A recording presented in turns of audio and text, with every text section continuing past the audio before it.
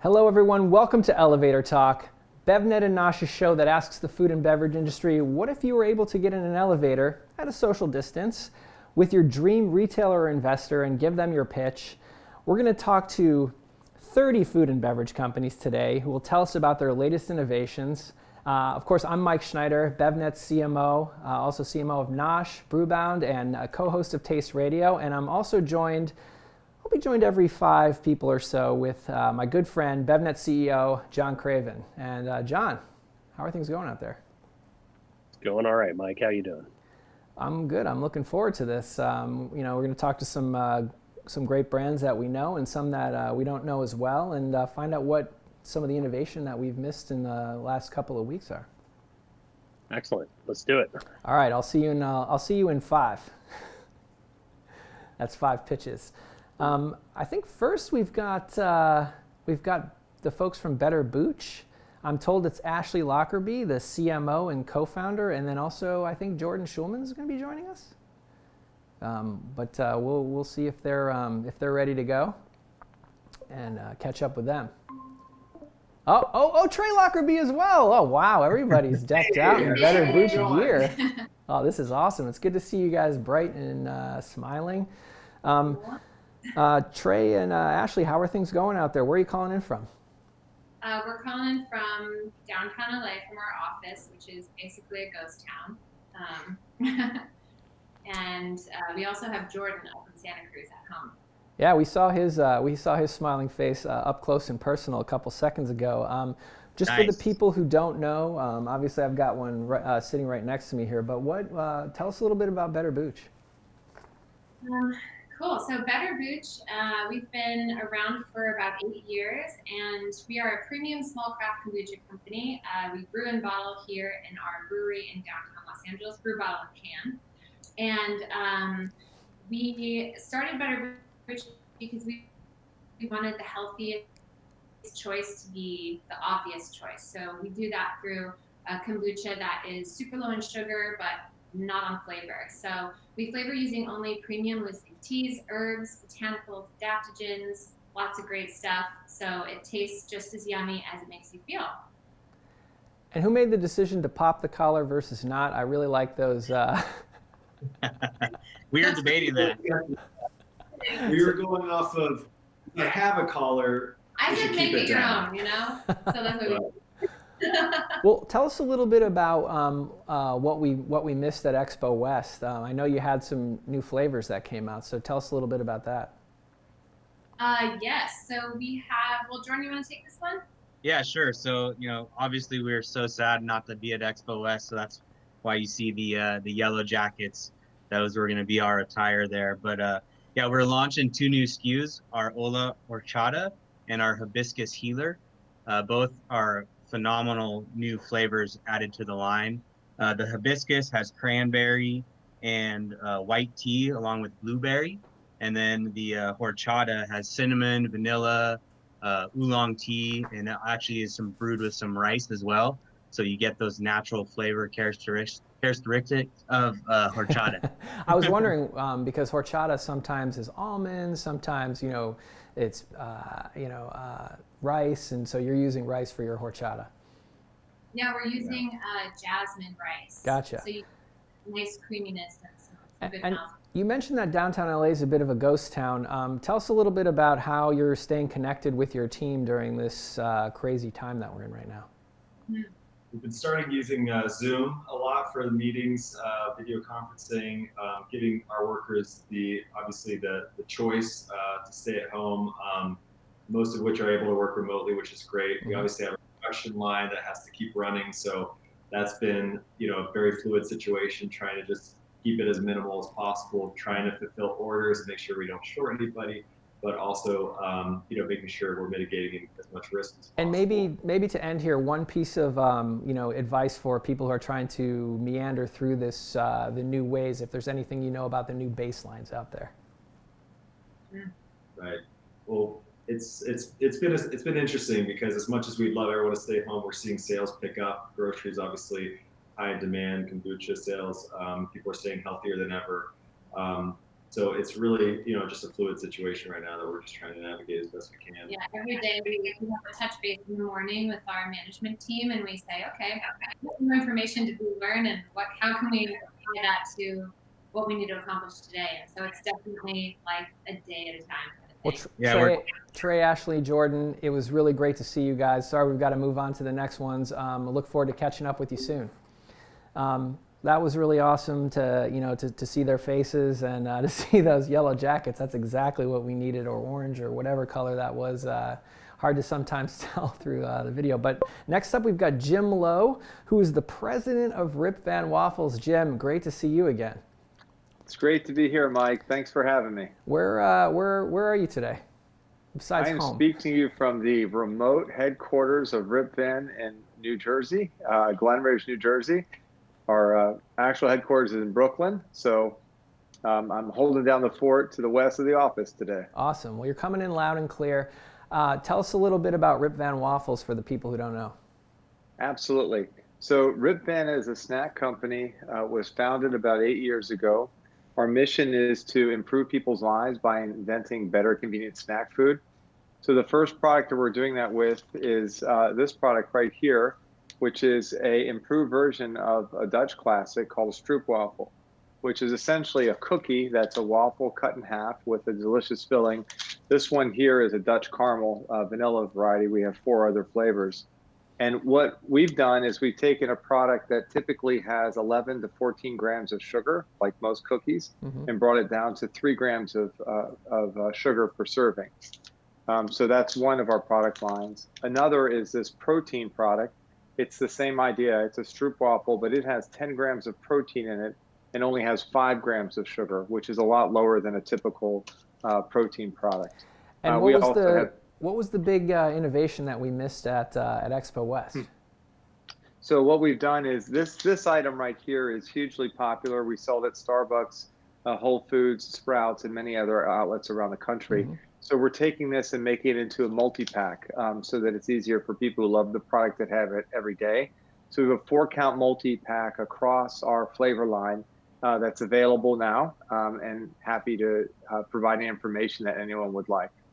Great. And how is the waffle business right now? I know this is a new, it's a new era for all of us right now, hopefully temporary. How are you meandering through this? Yeah, well, the category itself is incredibly fast growing. There are lots of entrants into it. So we're excited to bring a new cookie form to the aisle because, like all snacks, having that kind of innovation and new form keeps people interested in coming back to the aisle. And the better for you aspect of the product is really helpful too, because bringing down sugar levels is such a key thing. The way we're handling the situation right now is we've come off of a really fantastic quarter. We've dramatically expanded distribution. So we're making sure that we're fully in stock. We're able to ship product and make sure that the retailers we have get everything they need, which we've been able to do so far. So fingers crossed. Well, Jim, we're crossing our fingers for you as well. It was great to see you on Elevator Talk. Thanks for calling in. Great. Thanks for having me. Have a great day. Great to see you. Interesting to hear him calling it, what we think of as a stroopwafel as a cookie. So part of the cookie market. The cookie market sounds like, better for you cookies sound alive and well right now. Next up, we've got Sydney Chasen. Did I say that right, or is it Chasen? Chasen. Sydney Chasen, who's the founder and CEO of the Lil Pops, which I thought was going to be a lollipop. It is not. Tell us a little bit about the Lil Pops. Sure. So I'm Sid from the Lil Pops. We're all about embracing the power of simplicity, reimagining classic flavors and classic ingredients. And our favorite ingredient is sorghum.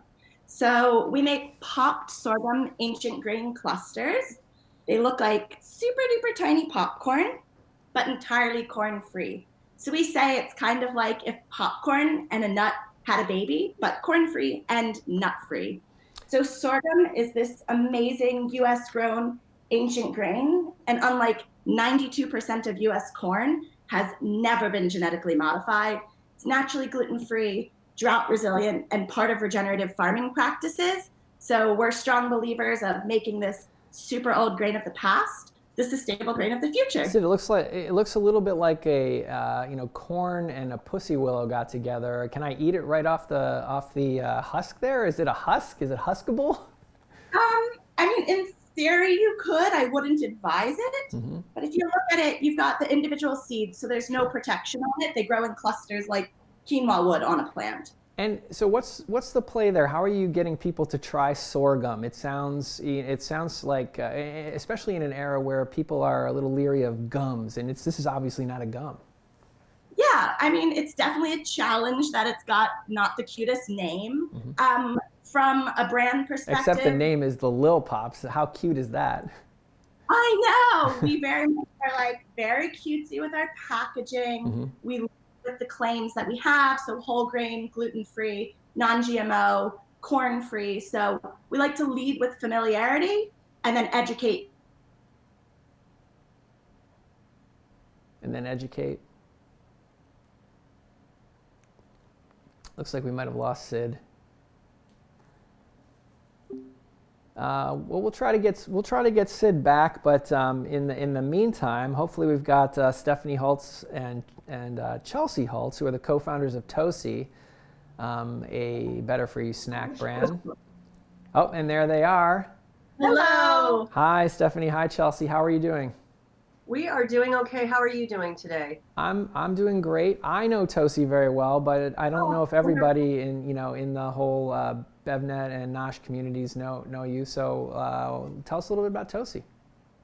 Okay, we'd love to. First, I just want to take a minute just to let everybody out there know that we are praying for the safety and the health of everybody, and just super hopeful that through the other side of this, we're going to be stronger and more unified. And so I am Stephanie, and I'm the mom. And I'm Chelsea, and I'm the daughter. And we're the co-founders together. And so Chelsea is going to talk about Tosi. So we are Tosi. We want to make stress-free snacking just simpler for everyone with everything going on in the world. And so these are super bites. They're nut and seed snack bars. They come in 2 different pack sizes. This one is 2 servings, and this size is 1 serving. It's a smaller bar. We have 8 flavors total. And this smaller size is doing really well in convenience, as well as food service. And this larger size is doing really well in grocery, coffee shops, juice bars, places like that. And tell us a little bit about, I heard there's a package update? We do, yeah. So we have a very beautiful packaging update. Thank you to Elizabeth on our team. We have the Project Non-GMO verified now, and we've been USDA organic, but it's just a different call out. And we wanted to make it a little bit simpler for consumers when they're seeing the product on the shelf to be able to identify which flavor it is. So we have these new color call outs down here at the corner on both of them. And tell us a little bit about how you're meandering through this new era that we're in right now, hopefully temporary. Yes. Yeah, hopefully temporary. We are just taking it day by day, like everyone is. Our product is doing really well, actually, because it's a nutrient dense snack that people are buying lots of right now, actually. So we are doing well. We're able to work still. We are still an essential product. We're a food item. We're selling on Amazon and on our website, as well as in the grocery channel where we're currently sold. That's really good news. And from talking to you in the past and having tried this, I happen to know that it's also a very good frozen snack. It is, yes. It's really yummy. And it doesn't melt. So, yes, we Awesome. kind of win in all aspects. And it has a really great mouthfeel. And it is delicious. Well, thanks for being on Elevator Talk, and thanks for the sentiments. Everybody appreciates that, I know. And we'll look forward to seeing you again soon. Thanks. Thank you. Stay well. You Bye-bye. too. You too. Great to see Chelsea and Stephanie. We're going to move on to Abraham. I'm going to butcher his last name. I have a new respect for my colleague and friend Ray Latif at this point. He does such a great job of getting these names right or wrong, and then being very humble about it. But Abraham, tell me how to say your last name. It's Kmark, I would not have said that. I would have said Kmark or Kmarek. Abraham Kmark, the founder and CEO of True Made Foods, joining us here on Elevator Talk. Abraham, for the people who don't know, tell us a little bit about True Made Foods. Hey, Mike, thanks for having me. This is great. I'm so glad you all put this together. True Made Foods, we make a healthy ketchup, barbecue sauce, and sriracha. We take out the sugar and we add real vegetables instead. So we've turned these sugar-dense, empty-calorie foods into nutrient-dense paleo superfoods. So there's real veggies, every single one, carrots, butternut, squash, spinach, super healthy, but the best part is it still tastes good. And tell us a little bit about the SKUs or any news about, the sort of new things that we might have missed when we were going to see you at Expo. Well, so our exciting thing at Expo was that we were launching some new SKUs and new brands, and I've got little slides here. So oh, nice. Fun. But yeah, this is we're going from our old branding here to this new branding here, this new pop-out branding. So this is these are all hitting shelves now, and thanks to the coronavirus, in some places we're hitting shelves faster, and in some places it's getting delayed. But all these new our new branding is coming out, and so this is like our total set here. It can fit everything. Oh, I like that. I like that the new ketchup looks a lot more like ketchup with the red and I like the call outs there, the no sugar and the less sugar. I think that that will do well. Do you ever just go like this with the ketchup? My kids do, which is why I got into this. As a dad, I was so frustrated with my kids pouring ketchup on everything. I was a very anti-ketchup person actually at one time, really? And you try to have that argument with a 5-year-old and you're going to lose. So I decided, making a better ketchup was the better solution. You said that in some cases, because of coronavirus, you've been getting to shelves sooner. Tell me a little bit about that. That's some positive news that we're hearing in this very crazy era. Well, when shelves get wiped out quickly, obviously then our new, because the new stock, when you start launching a new label, there's so many different levels of old stock on the shelf and in the store and in the distributor. And what we found is, in some stores, like say Wegmans, where we do extremely well, our shelves are wiped out and the new labels hit the shelves, much quicker. Whereas, and some of the other, what's happening though on the reverse side is some of the shelves that we're supposed to be launching in, now the launches are getting pushed back. So we were supposed to be launching about almost 2,000 new stores this spring, including 1,100 Kroger's and 478 new Whole Foods. And we haven't heard anything on those two stores specifically because those are really kind of late April, early May. But for some of the other new launches, we've heard some delays because of the everybody's just so busy maintaining the shelves. They're not really focused on that makes a lot of sense. We're hearing that as well. And Abraham, good luck out there. Thanks for coming on to Elevator Talk, and I can't wait to try. Wait to try the ketchups in particular, or the sauces. Awesome. Thanks for having me. Appreciate it. Yeah, thanks for being here. Now we're going to go to John Craven, who is maintaining a social distance from me, as I think he always does, in his home office. Hey, John. Hello. John, what'd you think of those first 5 pitches? Good stuff. Some solid products in there that I'm a regular consumer of. So great to see a bunch of familiar faces there. And I think also, interesting just to hear how, different brands are dealing with the current situation of the world. So good stuff. Did you get to see the package update? I know you're on a bit of a delay, but did you get to see the package update on the True Made Foods ketchup, the vegan ketchup? I did. That's a pretty nice looking update. We've had that product in the office a couple of times. So yeah, no, definitely a nice move forward for them. And have you tried sorghum before? I have not in that form. That was pretty interesting. Would definitely love to try that product, but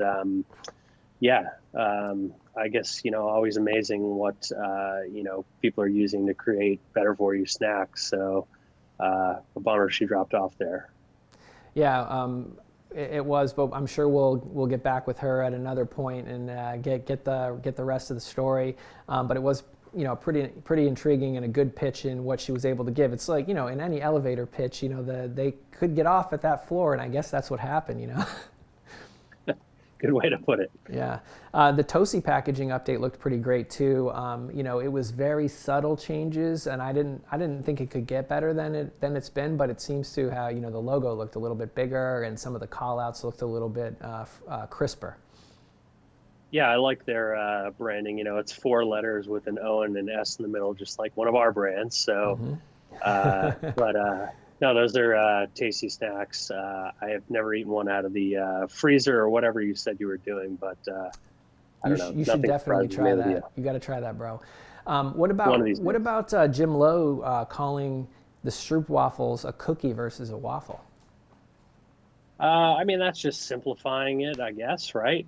Instead of trying to teach people a new thing or a new word, which, you know, Stroop waffles have been out there for a long time, but I think it's cool that they're just trying to make, you know, further steps to push it to the mainstream more. You know, they've got some great retail presence and, you know, tasty products, so why not? Yeah, I mean, and when you start a category or you're entering a category that isn't very well known, one of the most important things that you can do is just kind of figure out what you're actually like, and yeah, it's definitely like a cookie, a better for you cookie.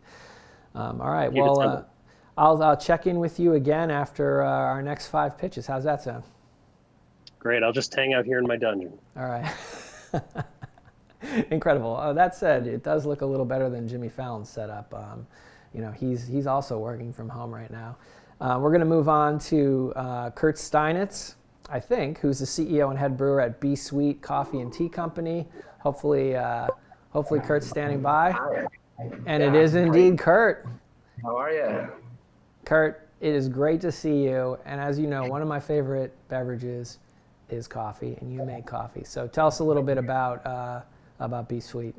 Yeah, so B-Sweet, we started when we opened our dessert shop a few years ago. We started with our nitro cold brew coffee, and once we figured that all out, we tried the same theory with teas and just kind of started growing from there. So now we've got our nitro coffee, nitro matcha green tea, nitro hibiscus tea, nitro vegan Thai tea, which is the only one out there, and we were gonna announce a new one with you guys as well. You were? What was that? So we have our new nitro ube milk tea. Ube milk. Yeah, so at our dessert shop, we go through a lot of ube products. People get mad at us if we don't have it. We've been serving it on tap for a while, and we love it so much that we have to put it out there with oat milk. So it's another vegan, dairy-free option that we're adding. Kurt, before you even go down that path, how do you milk an ube, or what is an ube? Ube is a Filipino purple yam. Okay.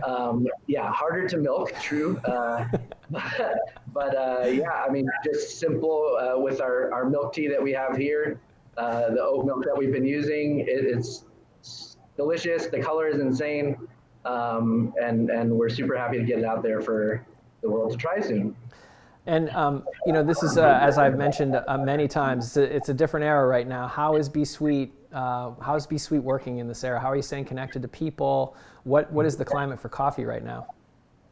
We are lucky to have a really great social network. So with our desserts and all that, a lot of following came from that. With our coffee, we're able to help people out with deliveries around here in the markets. You know, we're in Whole Foods in SoPac, and then we've got our teas on the East Coast with Fresh Market, distributing with UNFI, and they've been helpful with trying to get it out there. But yeah, I mean, it's definitely an interesting time in the world, especially here at our shops. Kurt, well, I'm glad we were able to join us on Elevator Talk. Thanks so much, and I'm looking forward to seeing you again soon in real life, hopefully at BevNet Live again. Looking forward to it, show you the new branding and everything, so it's fun. Can't wait to see it. Can't wait to see it. Thank you so much. Gram me, bro. Yeah, I got you. All right. Thank you. Next up is one of my favorite people is up next, Candace Crane, who is the founder and CEO of Petal Sparkling Botanicals. And before she gets here, just a shout out to engineer Nate, who is here in the studio at a social distance from me, and he's running the board like he's a DJ over there. He's doing like the job of 3 people. We couldn't do it without him. Thanks, Nate. Candace, great to see you. Hi, it's so good to see you, BevNET Mike. In the flesh, or well, not really, but virtually. So Candace, I know what Pedal is. You know, you're a new Beverage Showdown contestant, so a lot of people do know what Pedal is, but just in case, tell us a little bit about Pedal. Well, first and foremost, thank you so much for inviting me to be here today. Of course, Candace. Sending strong, healthy, positive vibes to everybody who's watching us. I am the founder, visionary, and CEO of Pedal Sparkling Botanicals. Pedal is organic, certified sparkling botanicals. We take essences and extracts of botanicals, fruits, and herbs that are globally known around the world. They're eternal, magical elixirs that have been known for centuries, and we've blended them together to create a beautiful refreshment. We have 6 SKUs: original rose, mint rose, lychee rose. And then we have elderberry white tea flower, which I'm holding right here. Very trendy right now, especially good for your immunity. Peach marigold basil, and lemongrass dandelion strawberry. They are all lightly sweetened with organic agave, so they each have 10 to 15 calories per can, 2 to 3 grams of sugar, organic, certified, and beautiful refreshment. What we find so incredible about Pedal right now, today, is that it's an experiential brand.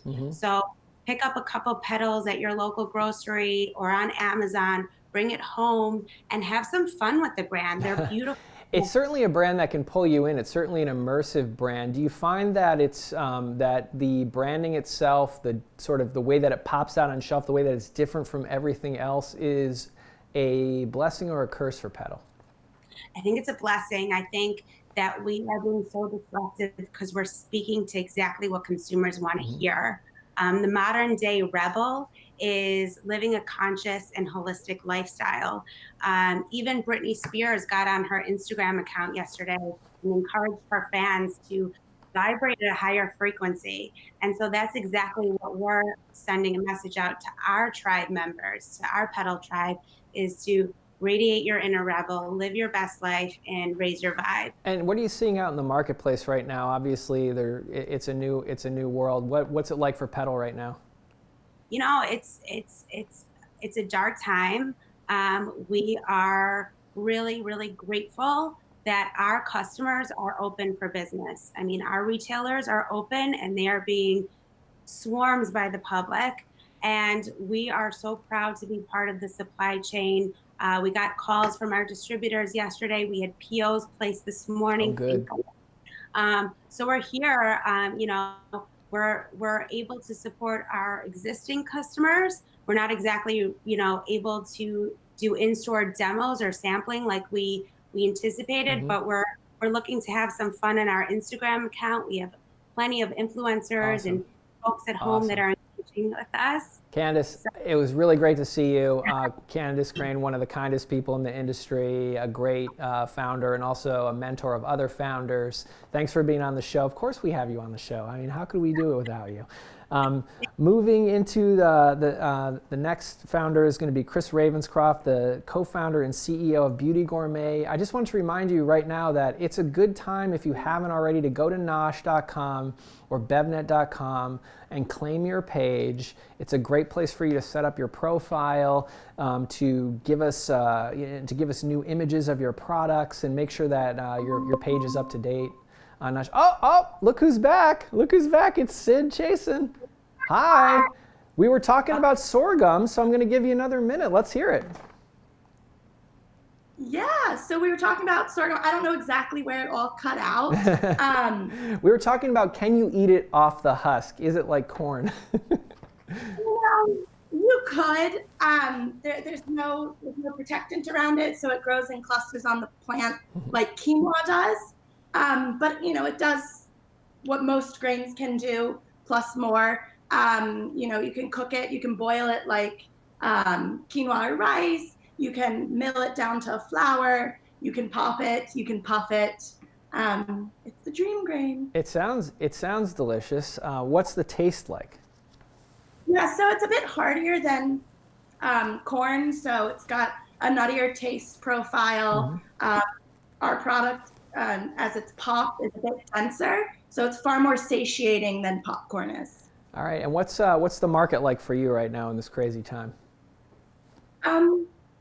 It's crazy. So online sales are definitely spiking, which is very exciting. But it's a challenging time. As a new brand, we launched into retail just this past November. So we had, most of our big exciting accounts supposed to meet with us at Expo West.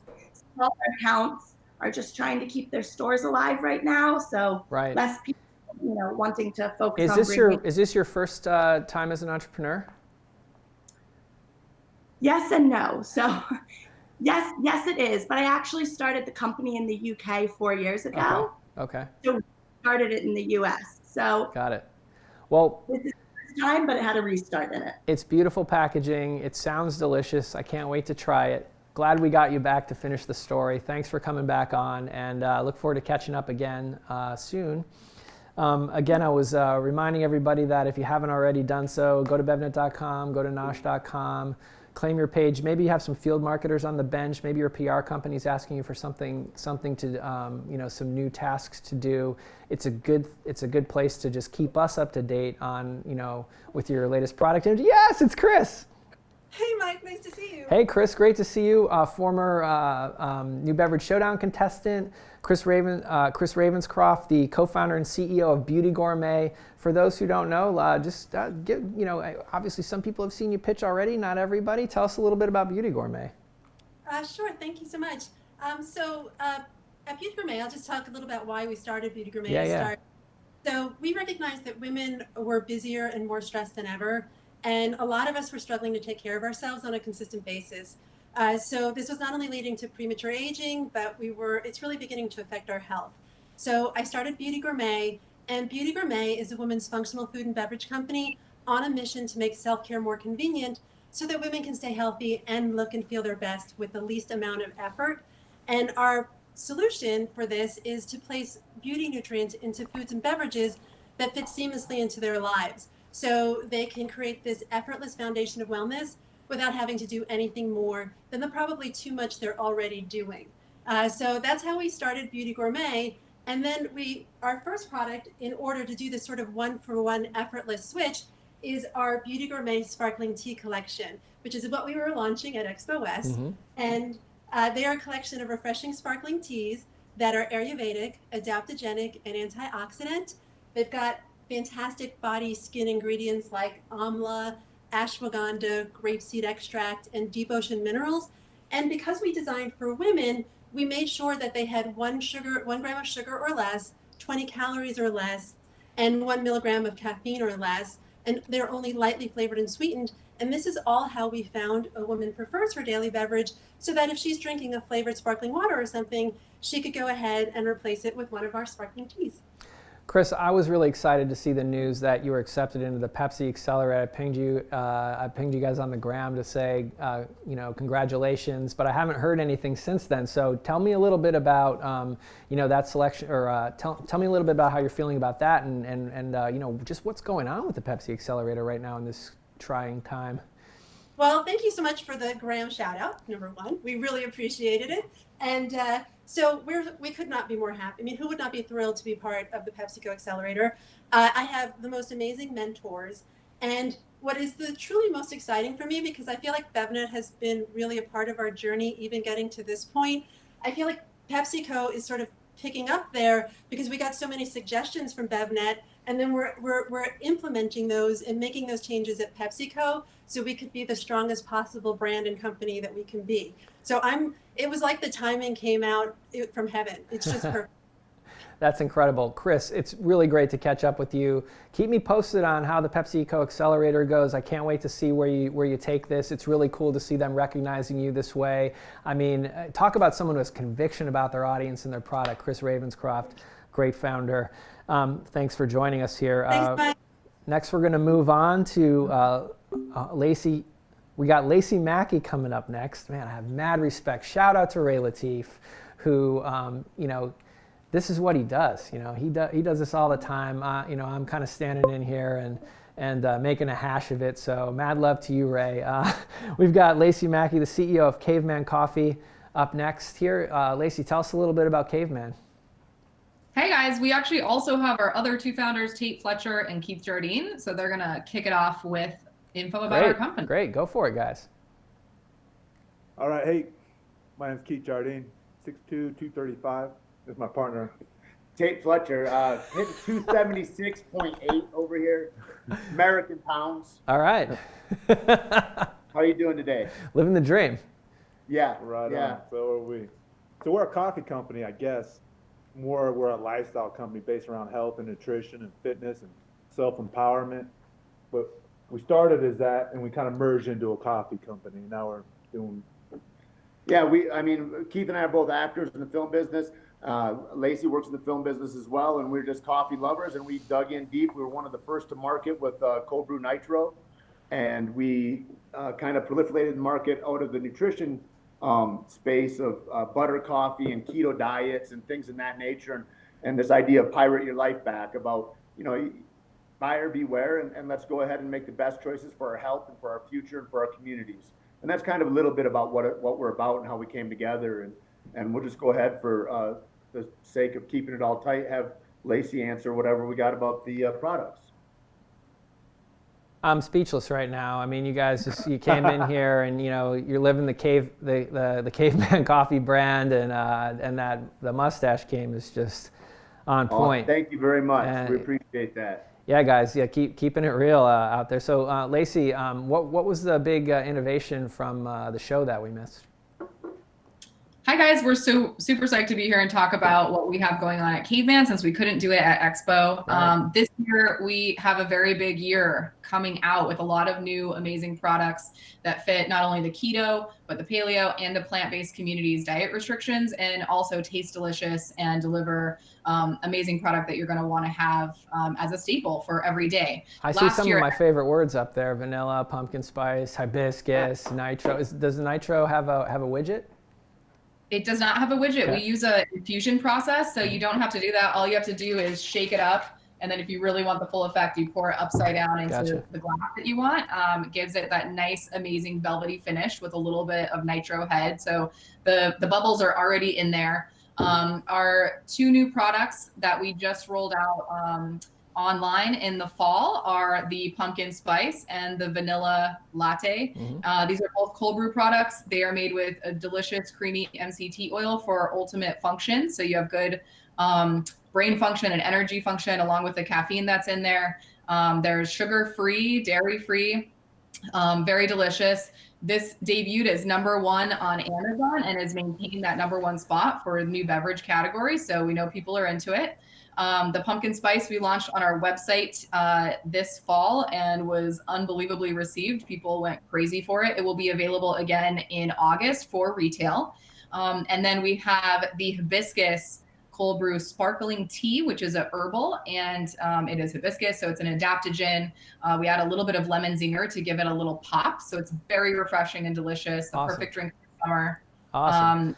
We have Yep, go ahead. I also think this would perform really well in the BevNet fridge. I'm sorry to cut you off, but we've got to move on to the next one. So maybe send us some samples. I'd love to try it and put it on the gram.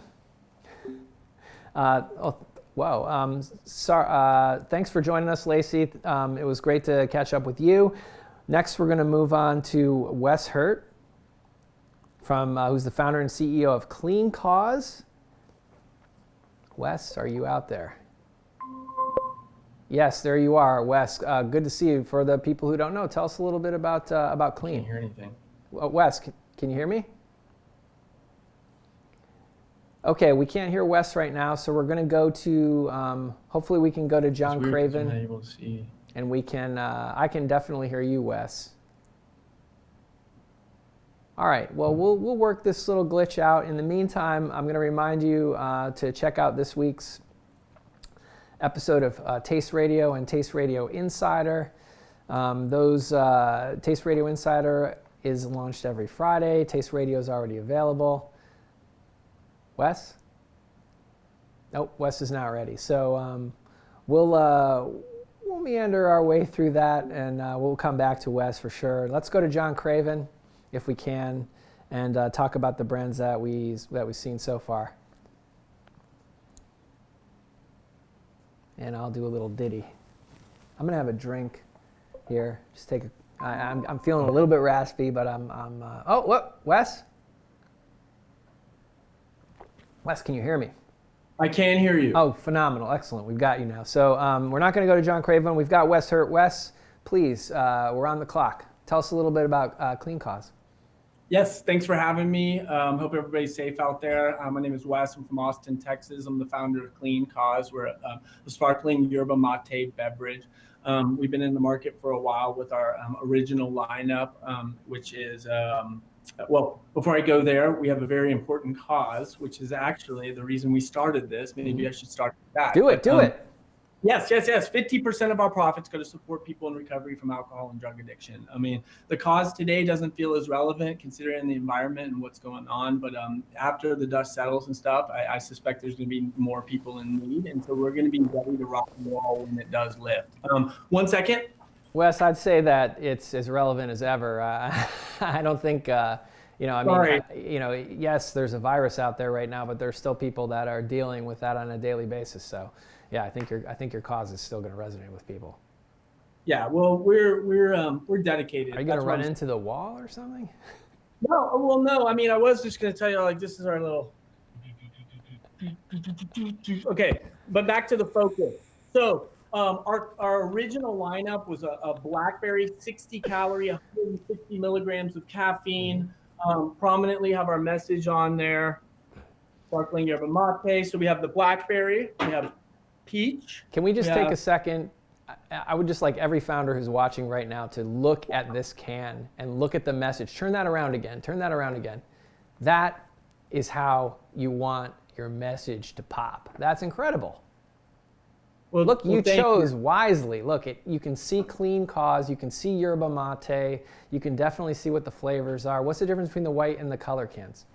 So, yep, that's where I was going to go. Lemon lime, one of our original line, which is 60 calories, is the watermelon mint, new flavor we launched today. This thing tastes like you shoved a whole watermelon down there, and then I plucked a little bit of spearmint off there and went, bam, it is so stinking good. I know we're all a little depressed, but this is gonna pep you up. All right, next one. I feel like this is like a infomercial. But anyway, yeah, do it. We have 0 calories that are coming out. The market asked for it. We listened. 0 calories. It has 160 milligrams of caffeine. There are 3 flavors. We have cherry lime. I know if you're doubting it, you got to try it. Orange ginger, it's radical, and then the berry mint, it's fantastic. And how are you meandering through this market right now? We are bobbing and weaving. That's what you do. Yeah. We're online. We're driving deep. We actually have our own distribution company in Austin, and so we're going to keep delivering and supporting the retailers that need us to supply products for the consumers. And so. But we're going to lean in on digital and lean up where we can. All right. To make sure Wes, great catching up with you. We gotta move on. That was great. Next we're gonna catch up with John Craven and talk to him about what we just saw. I'm still processing it. That was an extraordinary can that we just saw from Clean Cause. I really liked just the fact that they chose wisely what the message was going to be. There's good use of white space, yes, and they really went big on the message there. Do you see that? Definitely. Sorry, a little slow getting here this time, but yeah, no, great looking stuff. I'm going to get you one of those helmets. That was impressive. I give Wes credit for going all in on his pitch there. I mean, I didn't think we could get any more interesting than the beard and mustache game from Caveman Coffee Co. What'd you think of would you try hibiscus coffee? Yeah, I'd try some hibiscus coffee. I mean, their products are interesting. Mm-hmm. Also, side note, both Keith and Tate were in John Wick, and Keanu Reeves killed them. So That's a first for Elevator Talk, right?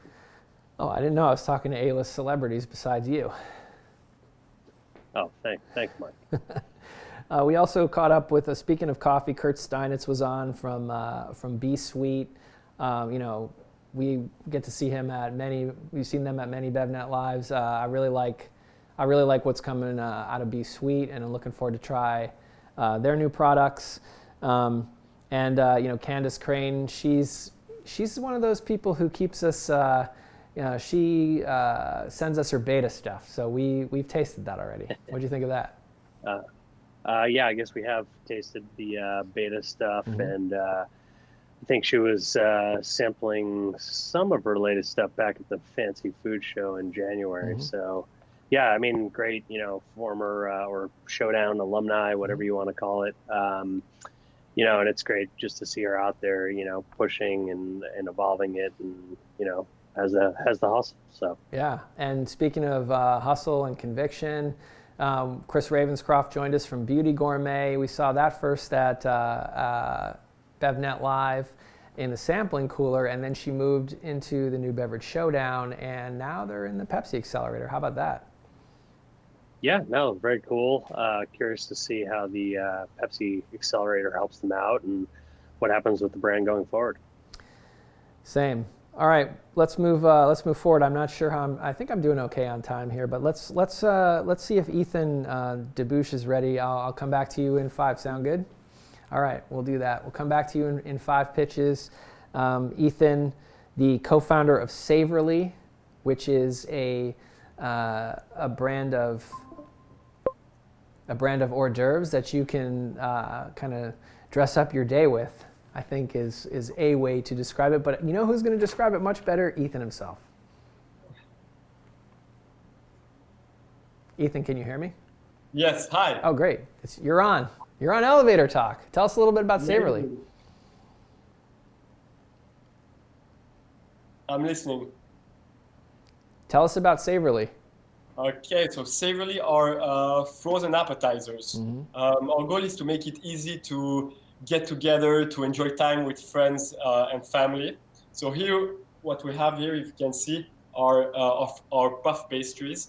They come in assorted flavors with different packs, with different ingredients, all in one single box of Party Bites. So that's the core brand. And what we wanted to show at Expo, actually, are our new gratins. So gratins are a classic. I'm from Europe, and back in Europe, it's a very popular dish.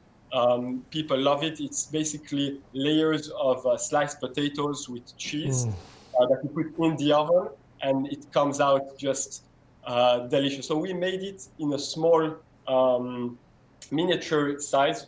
Comes with a single serve that you can eat as a breakfast, as a side dish, or as an appetizer, of course. And the second one that we added is a bit our own version that we wanted to have with that will also conform to American trend or taste. It's with broccoli and cauliflower. Mm-hmm. So we swapped the potatoes with veggies, and we made it a dish that's 100% vegetarian, super delicious. Mm-hmm. So yeah, for many people that want to host and don't have the time to prep everything, mm-hmm. there are many options available. So we wanted to make it easy by not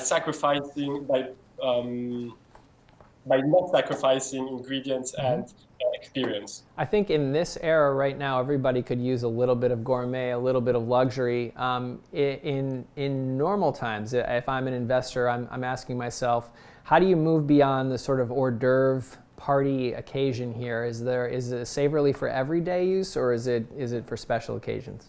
So that's a good question. So basically, our small appetizers, it's a party brand. We want it to make it enjoyable for everyone when you're together. You can also eat it by yourself if you want. And the gratin is actually the step towards more of a side dish or an everyday dish that you can eat. I know in the US, people love eating potatoes in the morning. So that's something you can just serve with your eggs. You can serve it as a side dish. You can even serve it. There are 6 of them in one box. So there is a lot of options for them. Awesome, Ethan. Hey, it was great. It was great to see you on Elevator Talk, and I'm looking forward to seeing you again IRL and trying those Gratin. I can't say it as well as you can. There's no way. I mean, I'm not going to be able to say trivia. Ethan is the brother of co-founder of Belgian Boys, Anu Gottlieb. So there's some trivia for you if you are interested in that sort of thing. Next up, we've got Breezy Griffith, who's the co-founder and CEO of Skinny Dipped. So again, while we're waiting for Breezy to get here, it's a good time to go to BevNET.com or Nosh.com, and if you want to be on a future episode of Elevator Talk, whether you're a new company or a company with a new product or line extension or a new package, our applications are on the site right now. Hi Breezy, how you doing? Doing well, thanks. How are you? Living the dream every day, still, even now. I can't even believe I'm saying that, but I am. I'm glad to be here with you. Tell us a little bit about Skinny Dipped. Yeah, glad to be here with you as well. Sad to have missed everyone at this year's expo, but excited to get a chance to share some of our innovation with you. So this year we are launching our first new platform that is not almonds. We are launching a cashew platform. We're releasing 2 new amazing flavors, dark chocolate cocoa, which is like our classic, and then dark chocolate salted caramel. I'm speechless. I need to try these immediately. What was it that made you move toward the cashew? Yeah, so we really tried to listen to our consumers, and as we expand and grow, people really wanted to have a variety in centers or nuts. And so, we spend a lot of time in the kitchen, which is where we still innovate all our products, not in a lab. And we thought, long and hard about what flavor combinations would go with cashews. It's really a different eating experience because unlike the almond, which is crunchy and kind of gets that deep roasted flavor, our cashews are buttery. So the dark chocolate cocoa skew is like biting into a warm brownie. Mm-hmm. Skinny Dipped, of course, a brand of lightly chocolate covered nuts that punch. I would say they punch a lot heavier than their weight in terms of flavor. I was blown away by how little chocolate is actually on the nut itself. Let's talk a little bit about how you're staying connected during this crazy time that we're in right now. Sure, yeah, it is unprecedented time for sure. So for us, we're just really working on being over communicators with our whole team. We're taking advantage of different virtual meeting areas. I think there's something to be said for seeing people face to face. So, even if we catch each other in our PJs every once in a while or a dog running around. We're trying to make lemonade out of lemons right now, and keep everyone, our whole team, and everyone healthy and safe. Also try to take this opportunity to connect with our consumers and try to support them and bring a little bit of joy and light into their day as much as we can. Well, Breezy, thanks so much. Your products have always brought a little bit of joy, in a tiny bite to me, and I know to a lot of other people. So thanks for being on the show. Really great to see you. Next up, we've got Tisha Agarwal, who is the founder and CEO of 3 p.m. Bites, which we started at 3 p.m. and I thought it was a pretty good time to start. I don't know why you have to say that about 3 p.m. It's one of my favorite times. It's a good time of the day. It's getting near the end of the day. You can still be productive. Oh, hey, Tisha, how's it going? Tisha, how are you doing? Welcome to Elevator Talk. Tell us a little bit about 3 p.m. Bites. Absolutely. Thank you for having me. I am Tisha Agarwal. I am the founder and CEO of 3 p.m. Bites. 3 p.m. is the time when most of us have cravings, and typically they are the sweet cravings. And if you're working from home like me in this middle of all this craziness, that's the time every hour. So I go through those cravings every hour. So it's 1 p.m. Bites, 2 p.m. Bites, 4 p.m. Bites, 5 p.m. Exactly. Gotcha. Well, hey, it's 3 p.m. every 3 p.m. hour somewhere in the world, right? I gotcha. So 3 p.m. is the time when we have that dip and we don't make very good decisions. What we did was we created are truffles made out of superfoods, so you can satisfy your cravings at the same time they're actually good for you. So we have one of the cleanest brands. We had three flavors until recently, and we introduced 3 more SKUs. What are the new ones? The new ones are the peanut chocolate truffles, which is going extremely popular. They're in the 3.7 ounce. We actually have new packaging too. It kind of tastes like Reese's, which people tell us, but it's actually good for you. I like those call-outs. I like the call-outs. I like the packaging. It's very striking. I like that when you rip into the package, you are not going to rip through the brand. That's really important. Absolutely. You know, that, and you know, we did a lot of things going through our packaging and redesign. This is the second flavor, the peanut coconut truffles. These are all in our keto line. 24 grams of protein. How many balls in a serving? They are, well, so the bag has about 8 to 10 truffles in a bag, and there's 24 grams of protein in the entire bag. Oh, okay, gotcha. And what's the third SKU? I'm so excited that I just have to guide you through this. Yeah, so this is the classic peanut butter truffles, the 3.7 ounce, which was extremely popular. It doesn't have any added sugar, and it was really popular. So we came up with the new packaging and the bigger size too. And that's the original classic flavor, and we came up with new flavors in the same line. And how are you doing in this crazy time right now? How are you staying connected with people? It's hard. I mean, it's hard because it's hard for everyone. Sure. But you know, we're connecting with our customers. We're actually, in our free time, our team is making hand sanitizers. If you guys need hand sanitizers because they're just in shortage, send me an email and we'll send some to you on us. That's very kind of you, Tisha. Thank you so much for being on Elevator Talk. It was really great to see your face. Good to catch up, and the packaging the packaging looks phenomenal. The new stuff looks great. We're going to move on to Laura Sorkin, who's the co-founder of Run Amok Maple, and hear a little bit about that brand. Hey, Laura, how you doing? Tell us a little bit about Run Amok Maple. Okay, so we do infused, smoked, and barrel-aged maple syrup. We started our product line in 2016. We had a really nice launch. Our first year we were picked up by Oprah's Favorite Things, so that was a huge boost for us. We've recently released our newest, which is a cocoa bean infused, which is coming out to rave reviews. And we also had a new release this year earlier in January for our coffee infused. Both of these are fantastic on ice cream. That's really what we recommend them for. They're also good on pancakes and anything else you'd put like a coffee syrup or a chocolate syrup on top of. That sounds incredible. What is that to your right behind you? I can't fathom what that might be.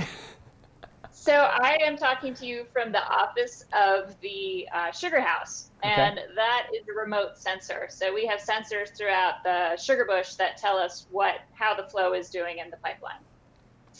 Really interesting. So did you tell us about the what we missed at Expo West? Yeah, so that was the cocoa bean infused that was coming out. Gotcha. And we were really excited to have people give that a try. It's actually pretty amazing because there's actually only 2 ingredients in it. It's maple syrup and cocoa nibs, which is sort of the unprocessed part of pure cocoa. And they're both from trees. We thought that was kind of a neat little part of that. One of the things that we missed at Expo West is the taste. And I mean, you've probably tasted enough to be able to describe it to us. What would we be tasting if we were at your booth right now? So a lot of our products are maple based, and then we will do like an infusion and whatnot. This was one of our few products that's actually weighs a little bit heavier towards the infusion. So it tastes a lot like a really good chocolate syrup. There's notes of like caramel in there, almost burnt caramel, but it's not an acrid sort of strong burnt flavor. It's a really nice burnt flavor. And again, very heavy on the chocolate side. Awesome. Well, Lacey, it was really great to, Laura, oh my gosh. That's right. I'm really sorry, Laura. It was really great to catch up with you and have you on Elevator Talk. I'm looking forward to trying this.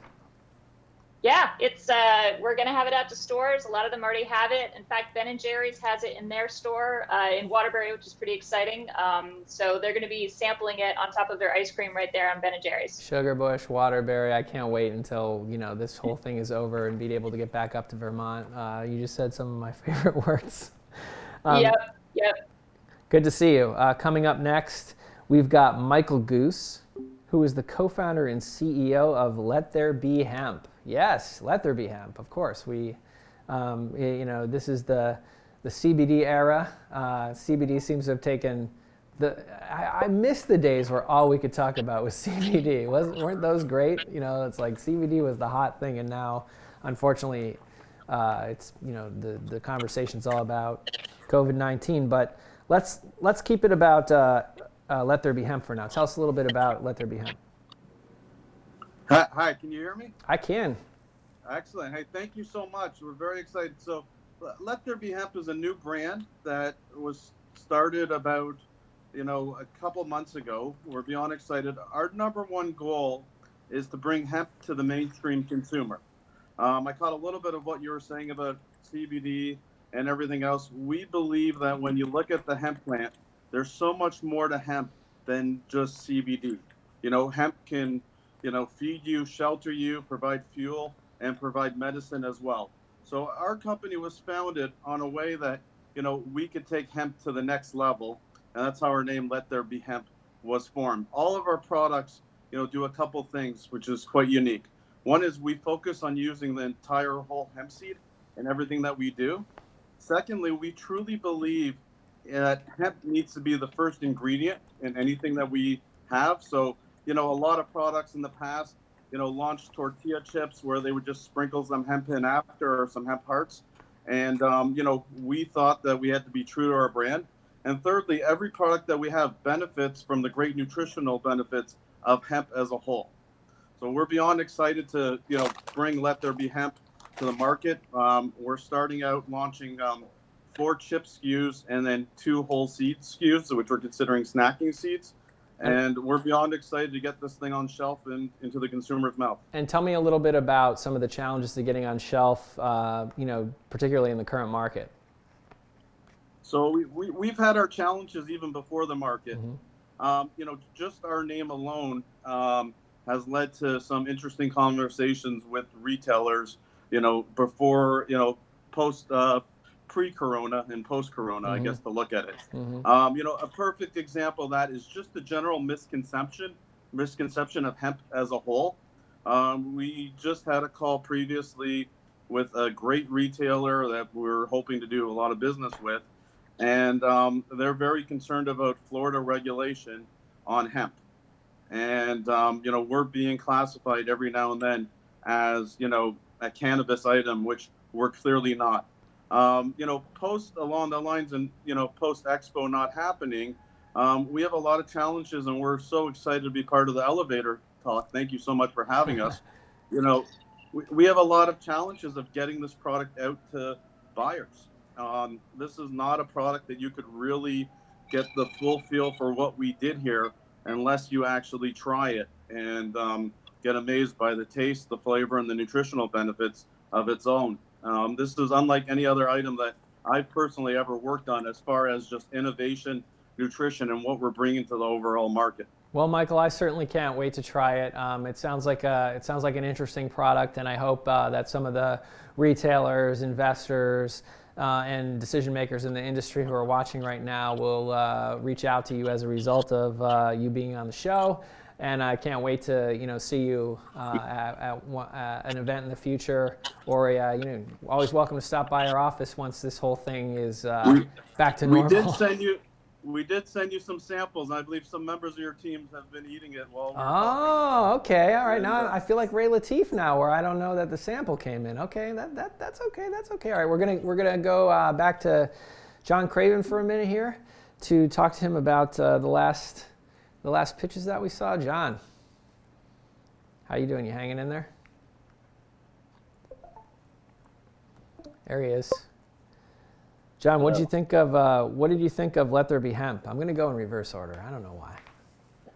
Hey, take your pick. That's fine. Yeah. No, I mean, I think he spoke directly to the challenges that exist for a product that's branded with hemp. You know, personally, I haven't tried the product, but I think it looks pretty slick otherwise. And, you know, I think that's just something he's going to have to deal with. Yeah, I was asking myself if it was, you know, straight hemp or if it was, you know, full spectrum hemp, which, you know, in this era means CBD. So that of course there's going to be challenges there, but hopefully got some more exposure and some folks will want to try. We talked to Run Amok Maple, cocoa bean infused maple syrup, John. Yeah, I mean, Run Amok, I guess main thing I use it for, makes a pretty solid maple old fashioned. You know, they have a lot of wild flavors. I don't know, you know, I guess would love to try that. Definitely sounds unique. And 3 p.m., did you feel like you needed a snack at 3 p.m.? Would you consider 3 p.m. bites? There was a lot of good peanut butter there. You know, I don't know if that snack's for me personally, but I will say that, you know, that packaging she was showing, which is, you know, their latest, it's a nice step up from what they had before, which looked a little more like, I don't know, almost like medicinal and serious. I think, you know, they've managed to make something that looks, you know, fun and inviting. Yeah, agreed. I definitely would, that's definitely more of a snack for me, I think, than you, just given our taste preferences. Breezy Griffith, speaking of snacks, skinny dipped is one that we know really well. What do you think of cashew skinny dipped?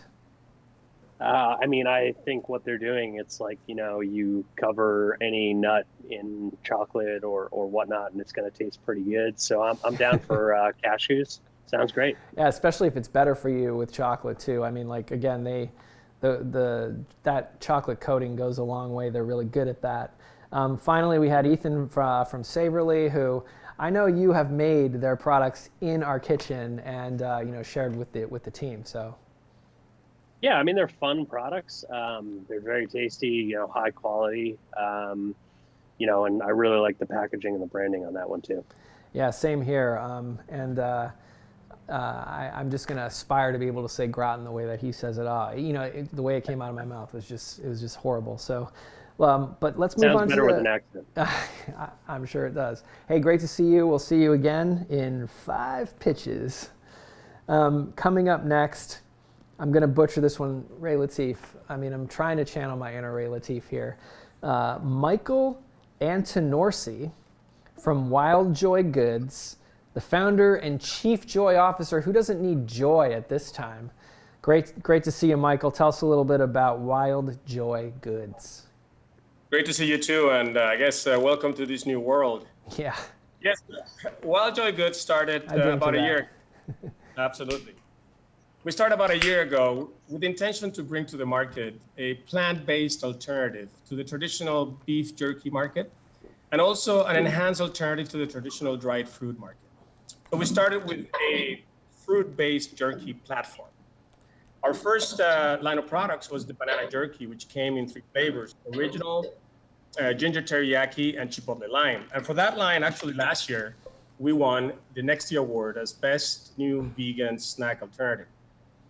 So with that support and backing, we decided to continue exploring new fruit platforms there. So this year, we're super excited to launch 2 new fruits. We have a mango variety. It's called the Kent variety, which comes in the flavor of chili lime. And we also have 2 coconut jerkies coming out in an original flavor and also in a Thai curry flavor. The coconut jerky is additionally enhanced with MCT oil, so as an additional brain booster. Now, the whole platform is supposed to be always sustaining to the values of organic, non-GMO, gluten-free, soy-free, sustainable, and project verified. And all of them need to have a social initiative that supports where they support it. So we wanted to create as clean a product as we can. Our packaging is also 30% previously recycled materials.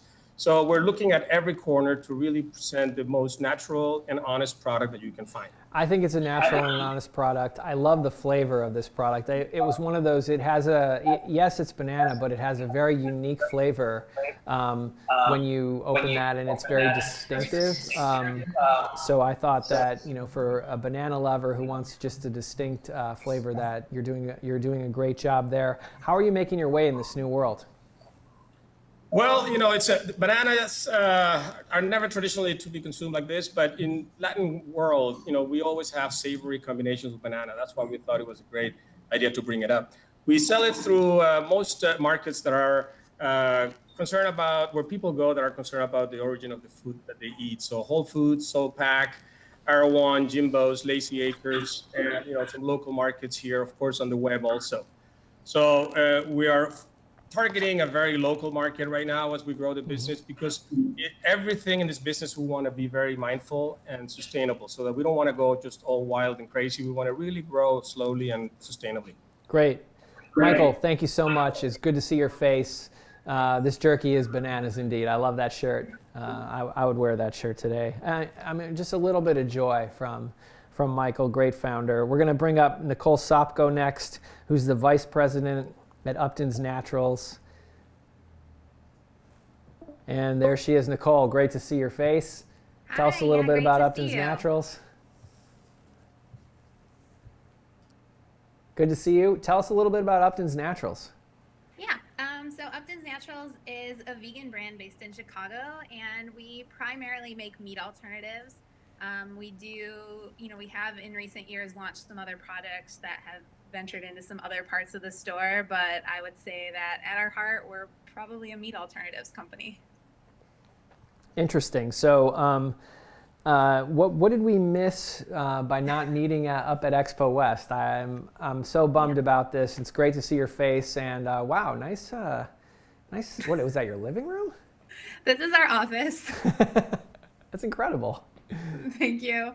So at Expo West, we had so much planned, but a couple of the things that we had planned was that we're launching a new vegan hot dog called the Up Dog, and we're also doing a total brand redesign on our packaging. What's up, dog? Not much, G Money. Yeah, that's an old joke. I remember that one. What's the Up Dog? Tell me about the Up Dog. Uh-huh. And so what inspired the package update? I think that we were just ready for a little bit of a refresh. A lot of people know our classic craft paper box that we've had for many, many, many years. Mm-hmm. And we went for something completely different with our new package redesign. It's bright, it's colorful, it's got a photo on it. So we're just ready to do something a little bit different. I've always wanted to ask, and now that I have you here, who is that chill dude on the package? Yeah, so that's Upton. Our founder Dan is not a man who likes a lot of attention, and so at the very beginning, Upton was created to kind of be that man at the front. Incredible, unmistakable in the grocery store when you see, Upton. You know what you're that it's going to be something, meat-free, meat alternatives. Tell me a little bit about how you're staying connected during this crazy time. Yeah, everyone's going through something right now. We're doing the best that we can. Mm-hmm. Fortunately for us, I guess, we're in the food industry and people always need to eat. So our factory in Chicago is up and running. We're being as careful as possible and doing as much as possible. Our restaurant in Chicago called Upton's Break Room is doing carry out and delivery service only, and we're all just trying to keep things moving forward the best we can. Nicole, thanks for coming on Elevator Talk. Stay healthy out there. It's obviously everything is very new and very crazy, and hopefully we'll get back to normal or something that's not this soon. Next up, we've got Jake Neller, or is it Jake Kneller? We'll find out in a minute. The CEO and co-founder of Sweet Nothings coming up. Also, I've been informed by Ray Latif that tomorrow's guest on Taste Radio Insider, or Friday's guest on Taste Radio Insider, is none other than Candace Crane. So if you enjoyed the conversation that we had earlier with Petal, check that out on Taste Radio Insider this week. Jake, Neller or Kneller? Kneller. The K is pronounced. I love it. Okay, Jake, tell us a little bit about Sweet Nothings. Yeah, thank you. And thanks to you and the whole team for putting this on and supporting emerging brands. You're We're welcome. really excited. Glad to have you here. So here at Sweet Nothings, we make spoonable smoothies. So we take smoothie ingredients and blend them in a cup to eat like ice cream. Our products are made of just organic fruits, nuts, and seeds. No dairy, no added sugar, and no junk. So just ingredients you can find in your local grocery store. Each cup comes with a spoon inside the lid for easy grab-and-go snacking. And our customers love it as a grab-and-go breakfast, a midday snack, or a guilt-free dessert. Awesome. Tell us a little bit about the state of doing business right now in this crazy era.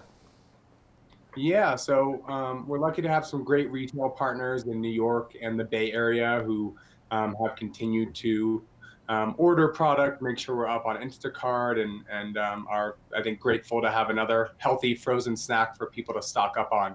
In addition to that, we've really started to emphasize more our direct-to-consumer. So we have this 15-cup variety pack we sell on our website, and what we're doing right now is waiving shipping and also donating 10% of profits to Feeding America, who are doing a phenomenal job to get food to a lot of people in a much worse place than we are. That's great, and we're really happy to hear you doing that. Direct to consumer, was this something that you were doing before this, or is this something you've stepped up efforts on now as a result of just, the state of things? So we were doing a little of it. We're doing some, but mostly focused on corporate cafeterias and on our retail partners. We had the capabilities. We have 2 great fulfillment partners on the East and West Coast. We just hadn't really emphasized it to date. And obviously with the need for people to not have to leave the house and have healthy, great options at home, we've started to spend a little bit more time this week on it. Jake, thanks for spending extra time on that. We really appreciate having you on Elevator Talk. I mean, direct to consumer, frozen, not the easiest thing to do, but I'm sure appreciated, and a small moment of joy for the people who are receiving. Yeah, that's what we're hoping for. Thanks so much. Awesome, great to see you. Next we have Renee Louis Charles, who is the co-founder of Hana Tonic. We'll find out the proper way to say it once Renee joins us on the show here. A reminder again, Taste Radio Insider this week is none other than Candace Crane from Petal. Hey, Renee, how you doing? Hana Tonic or Hana Tonic? Thanks for having me, and thanks for giving me a break in homeschooling my children today. I appreciate it. Oh boy, you can shut down like the rest of the schools, Yeah. Hey, great to see you. Great to see you, Renee. Tell us a little bit about, is it Hana Tonic or Hana Tonic? Hana Tonic. All right. So Hana Tonic provides natural relief for nausea in an easy-to-take 2-ounce shot. And our product has an organic blend of ingredients that's great for motion sickness, morning sickness, or daily wellness. And to give you a little bit of the backstory, I grew up in Hana, Maui, which is famous for its windy road, the road to Hana. Yes. I suffered from motion sickness on that road and didn't like the options available to me with, pills that made me drowsy or sugary ginger ale. And so I had the idea for this very unique and differentiated product with Hana Tonic. I would definitely trade where we are right now for the motion sickness on the road to Hana, but I think it's a great sounding idea. What's been the reaction so far? Well, it's been great. I mean, it is a different product. As you know, there are other ginger shots out there, but we are pretty different in terms of, we've targeted a very unique function with nausea relief, and the portable and, convenient shot makes it great for the traveler. Also in the anti-nausea market, it's primarily bands and pills.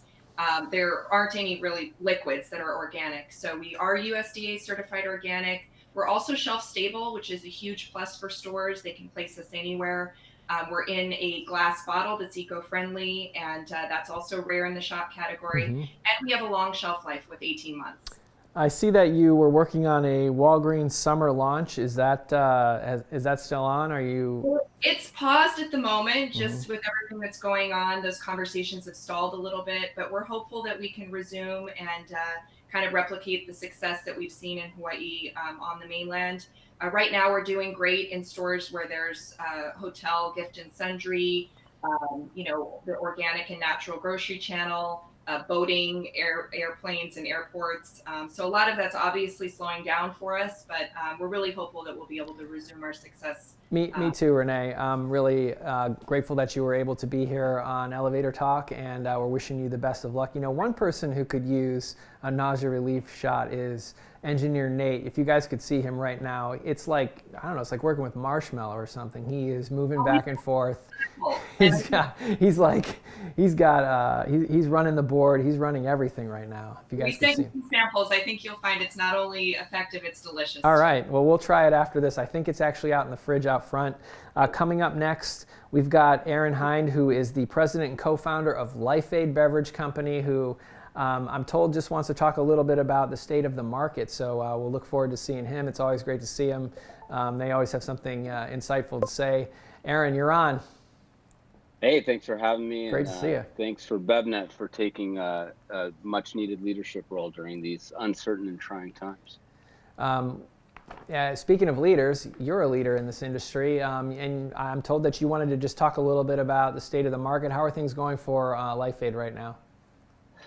Look, it's obviously a little hectic time right now. We have upped our communication tenfold within the organization, have everyone working remote right now, really scrambling to make sure we're keeping the entire supply chain filled with increased demand with all of our retailers right now, especially for our immunity aid project or products. Right? Sure. And you just mentioned keeping connected. One thing we've been doing here at BevNet is 5 o'clock happy hours for everybody, just getting everybody on Meetup and just trying to relax and kind of blow off a little bit of steam. What's going on at LIFEAID? Yeah, we are meeting with all of our teams daily. We still have our hands-on meeting Tuesday. We're keeping very positive, upbeat in our messaging. I read an interesting quote from Neil Strauss today that said, event plus reaction equals outcome. An event has happened. It's out of our control.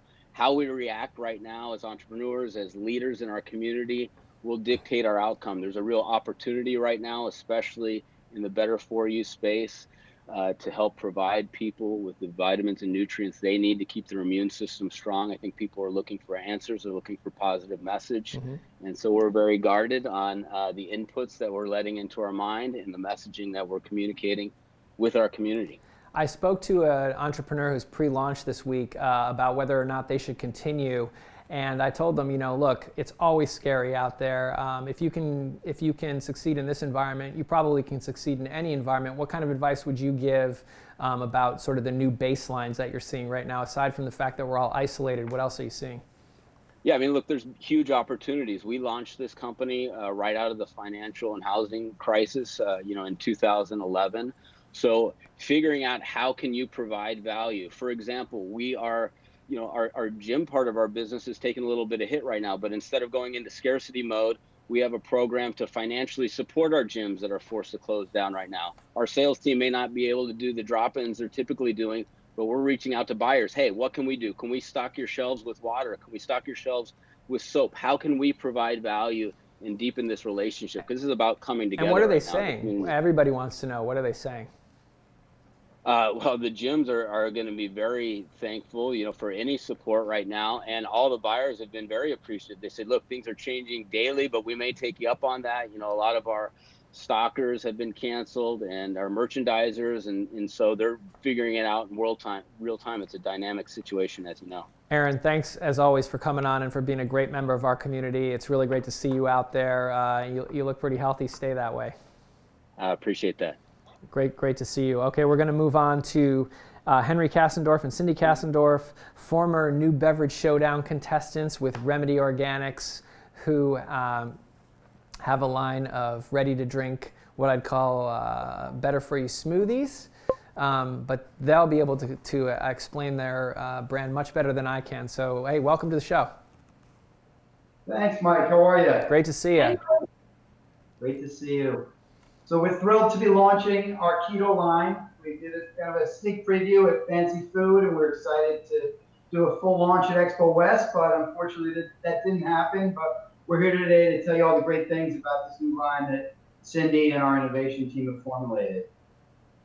Yeah, so we're really excited. This is the newest innovation, no added sugar, which some of our consumers have asked for, higher protein, and the best is that they're truly delicious.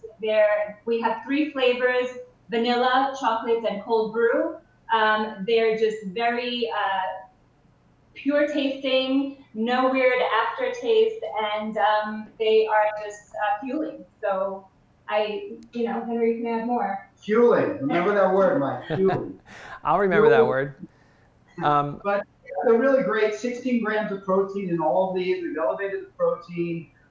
0, 1, and 2 grams of sugar, respectively, in the 3 SKUs. Our cold brew product, super functional with the high protein, 1 gram of sugar. We're really excited. We're raising the bar in this keto segment the same way we've done it, and with our core line, really differentiating on flavor. And in times of COVID-19, are you still hearing from your audience that they want to keep keto? Oh yeah, people are looking to be healthier now, I think more than ever. There's a lot of people who aren't as active as they'd like to be, given the unfortunate circumstances that we're in. And I think people are really trying to consume healthier products. People are binging, but at least if you're going to be binging on food, binging on Netflix, have something healthy in the bottle. You guys have always been a company that impresses me as very nimble. You were even able to very quickly use the feedback that you got from the New Beverage Showdown to change the color of beverages and things, formulation of your beverages. How are you keeping connected, and what are some of the new baselines that you're seeing for the industry right now? I think biggest right now is that we're just focused on making sure that our employees, their families are safe, healthy. Yeah, we had a virtual team meeting today, staying connected through Instagram, direct messaging with many of our consumers, and we are just connecting virtually with everyone. Unfortunately, it's the reality that we're in. Well, stay safe out there. It was great to see your faces as always. You've been great members of the community, and thanks for coming on the show and bringing us up to speed on the new keto. Can't wait to try it. Thanks for having us. Love you guys. Cheers. Love you right back. Next up, we've got Joe Edwards, and I hear maybe Dee, founder and CEO of Rebound Nutraceuticals, joining us here on Elevator Talk. Joe and Dee, welcome to the show. How are you? Can you hear me?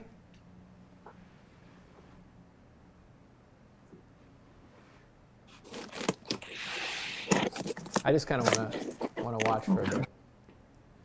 See what happens. Joe and Dee. Hey, it's Mike Schneider here in beautiful Watertown, Massachusetts, in the Elevator Talk studio, ready to chat with you. Tell us a little bit of. Nice to be here. Tell us a little bit about your brand. Well, we are Magic Bullet. It's Rebound Nutraceuticals is our company, which really implies to what degree we are a healthy beverage. Okay. We are the product we're launching here is a nutritional detox drink.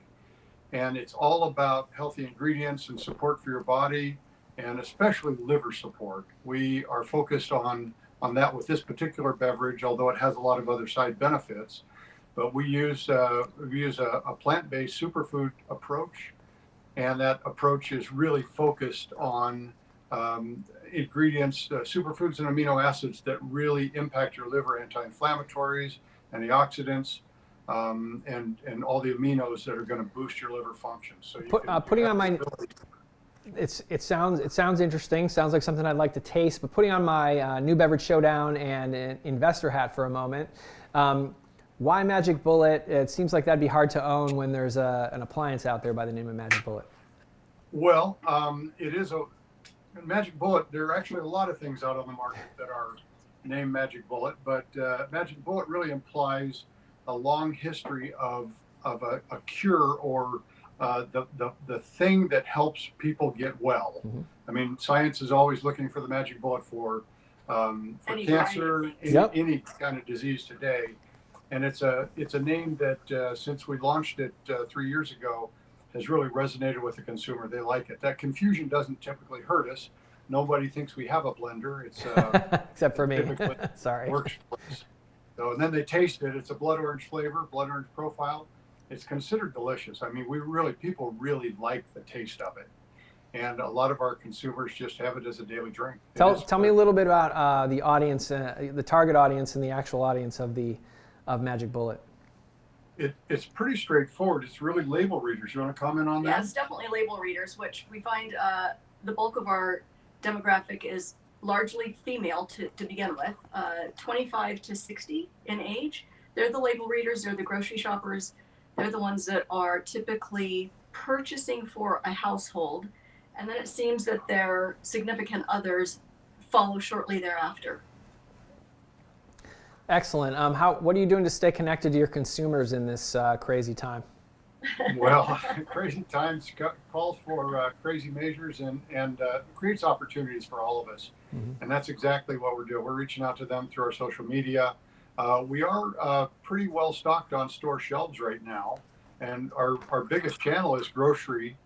And we're in 300 Vons, Albertsons, and Pavilions in Southern California with the product. And also we're we're just about to launch into Albertsons in Texas and 500 Winn-Dixie stores or Great. South stores. Joe and Dee Dee, that's great news. Glad to hear that you're doing well in these crazy times. Hopefully we'll be back to normal soon and get to meet you IRL in real life.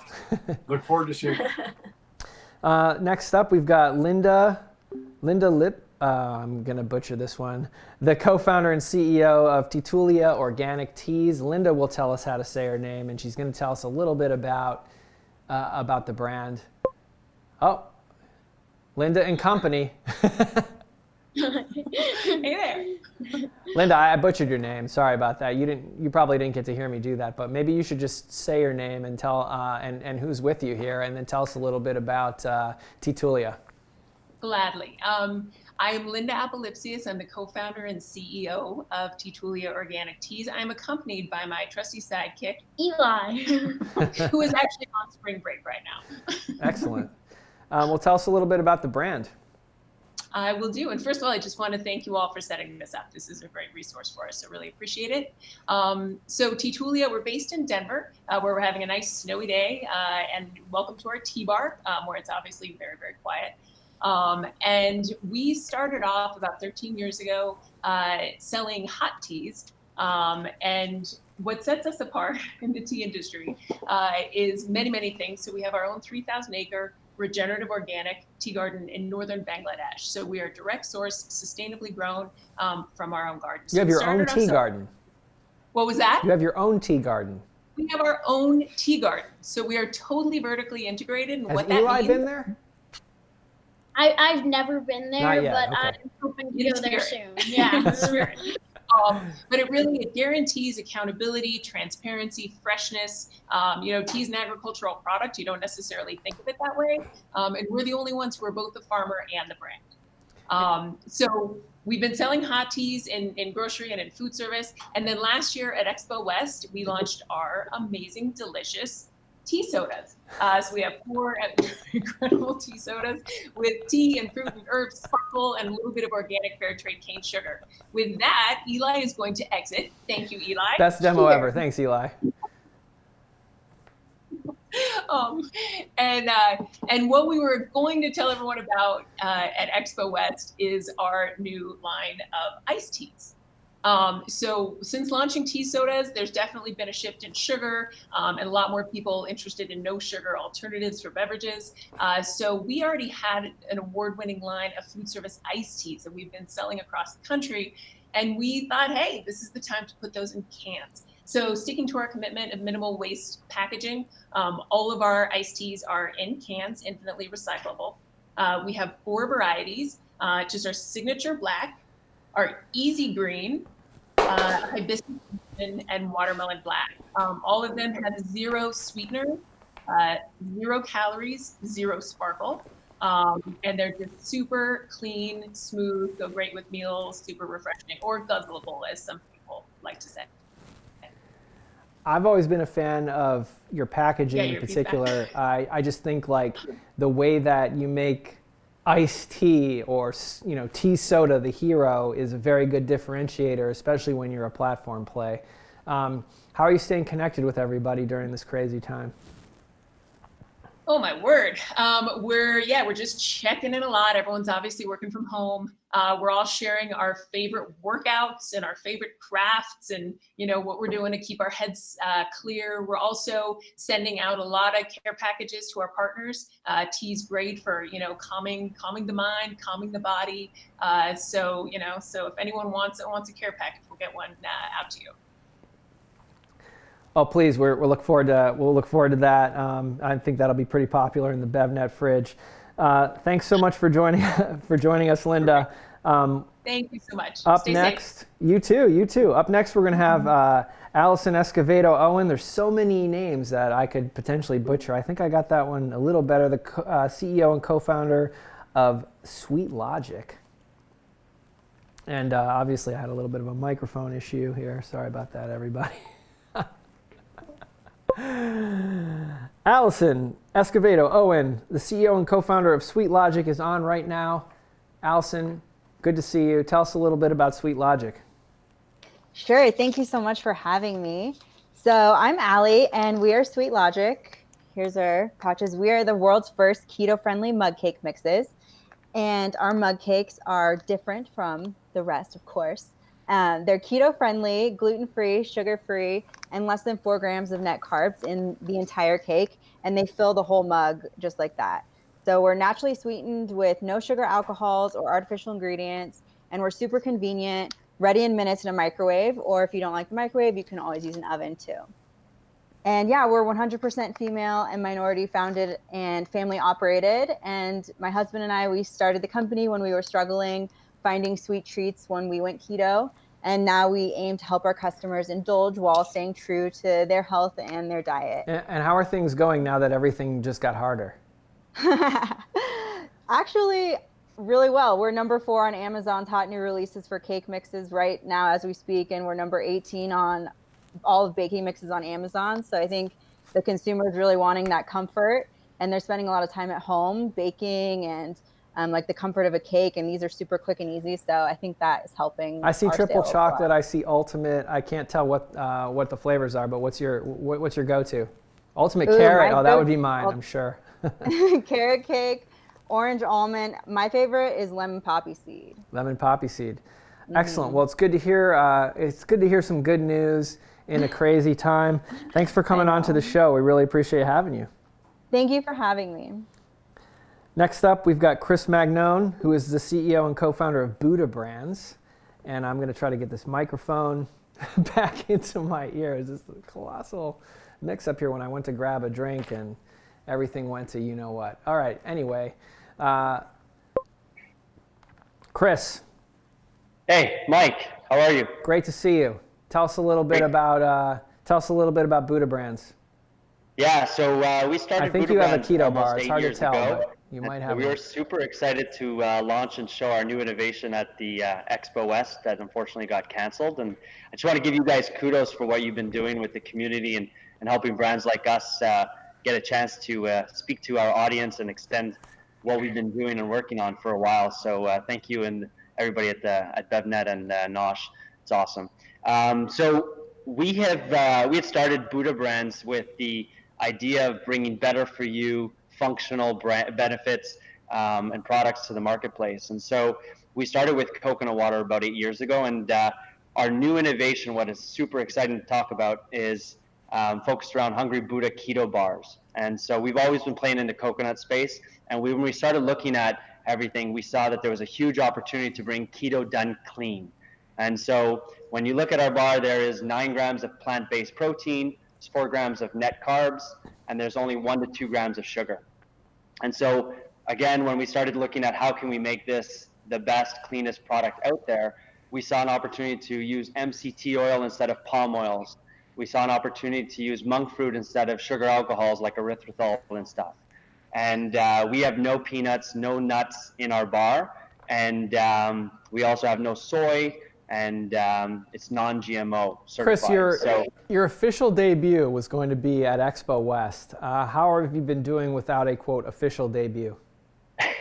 We are doing like I think every other brand out there, and we are just trying to find unique ways to get in touch with buyers and support them. I mean, I think everybody's just trying to do different things, and fortunately we've been able to do that, and we actually just launched on Amazon.com. We're about to launch any week on Thrive Market, and then we're launching in Wegmans, Meijer, HEB in the States, and then obviously north of the border we've launched in Costco, as well as Loblaws and Metro. So we've got some really great retailers that have been supporting us, and yeah, so it's been going well. Wow, you're crushing it. So what's the secret? What's the secret for some of these brands out there to get in front of these retailers? I think right now, just don't be afraid to try things outside the box. And so whether that means, doing digital videos and sending them to people, sending them little, notes through LinkedIn, sending them sample boxes, just be creative and don't worry about getting turned down. I think a lot of people are afraid to try. And I think, obviously with COVID, that adds a lot of layer of complexity to everybody's day to day. So I think, just do the best you can and don't be afraid of being told no. Well, Chris, the backdrop looks great. I'm glad to see that we got to see your booth, and can't wait to try your keto bars, the Hungry Buddha keto bars at some point in the future and see you in real life. Look forward to catching up when some of this stuff's behind us. Yeah, hopefully we'll see you guys at Expo East. We got a ton more stuff to launch, so I hope everybody stays safe, and we really appreciate you guys having us on. Yeah, it was our pleasure. Now we're going to go back to John Craven, who's back at the home office. Once again, a reminder that it's a great time to go to BevNET.com and Nosh.com to claim your page. Keep us up to date on the products that you've released. Get us your latest images that we can use to when we write stories or for social media. That is really valuable for us. John, we just had 10 pitches this time. We don't have to go through all of them, but what really stood out to you? Well, I guess I'd start with the last one, like to see or like with the Hungry Buddha, nice compliment to the Thirsty Buddha. I don't know, what was it, the Up Dog or the sausages a while back. That was pretty neat. I don't know, lots of good stuff. Loved seeing someone using their child who's home from school in their brand pitch, getting a little education on Titulia, what Eli. mom does for work. Yeah. Eli coming in. Cool. And we also had a founder talking about taking a break from homeschooling, which was pretty cool. They haven't shut down their school, which I think that's probably the saddest kid in the nation right now. Maybe. Maybe some kids do love school. What about Aaron Hine? He just wanted to talk about the state of the market, and it seemed like there's a lot of positivity out there. Yeah, I mean, I think the guys from LIFEAID, are definitely great, sort of spokespeople for the emerging beverage category and or end of the business. And I think they've certainly. I think I've seen a couple LinkedIn posts from those guys about spikes in sales and. That's exactly, what he was talking about of working with gyms and whatnot. I mean, obviously the rules are changing and, as he pointed out, if one place, you can't sell to gyms, then, you focus on something else. And I think that's just going to be the name of the game now. It's like, you can't do one thing, you do something else, right. I don't know. We can't see people at conferences, then we do it virtually. We do elevator talk. Everyone's in the same boat. And so. Jake Kneller, that was pretty incredible, putting together boxes of frozen that they have to send out. I mean, e-commerce is pretty hard, to begin with, and they've added frozen as an element. Yeah, I mean, obviously it's going to be more challenging for some categories than others, and yeah, that sounds pretty intense. All right, well, it's good catching up with you. I'll see you in 5 and wrap this up. We're in the home stretch here of elevator talk. Well, I'm gonna let you wrap the rest of it up on your own, since I think we're running a little behind. But Great job, Mike, and really appreciate all the founders that have tuned in today and joined us here on the program. All right, well, I'll catch up with you in our happy hour then instead. Thanks for being on. See you there. See you there. Next up, we've got Matt Cohen, who is the founder and CEO of the one and only Kid Fresh. Looking forward to catching up with Matt here in a couple seconds when we get him into the room. There he is. There's Matt Cohen. Matt, hey, tell us a little bit about Kid Fresh. Well, a lot to say about Kid Fresh, but in a nutshell, Kid Fresh is the #1 and fastest growing brand for frozen kids meals, healthy frozen kids meals. That's what we're all about. Do you find if you're looking for a meal? Yeah, keep going. No, you. No, I mean, if you're looking for a meal that's healthy for your kids, ready in 3 minutes, with hidden vegetables and only natural ingredients, we're it. As an investor, putting on my investor hat for a second, the kid market is very difficult because there's always churn happening, right? So how do you keep everything fresh in Kid Fresh?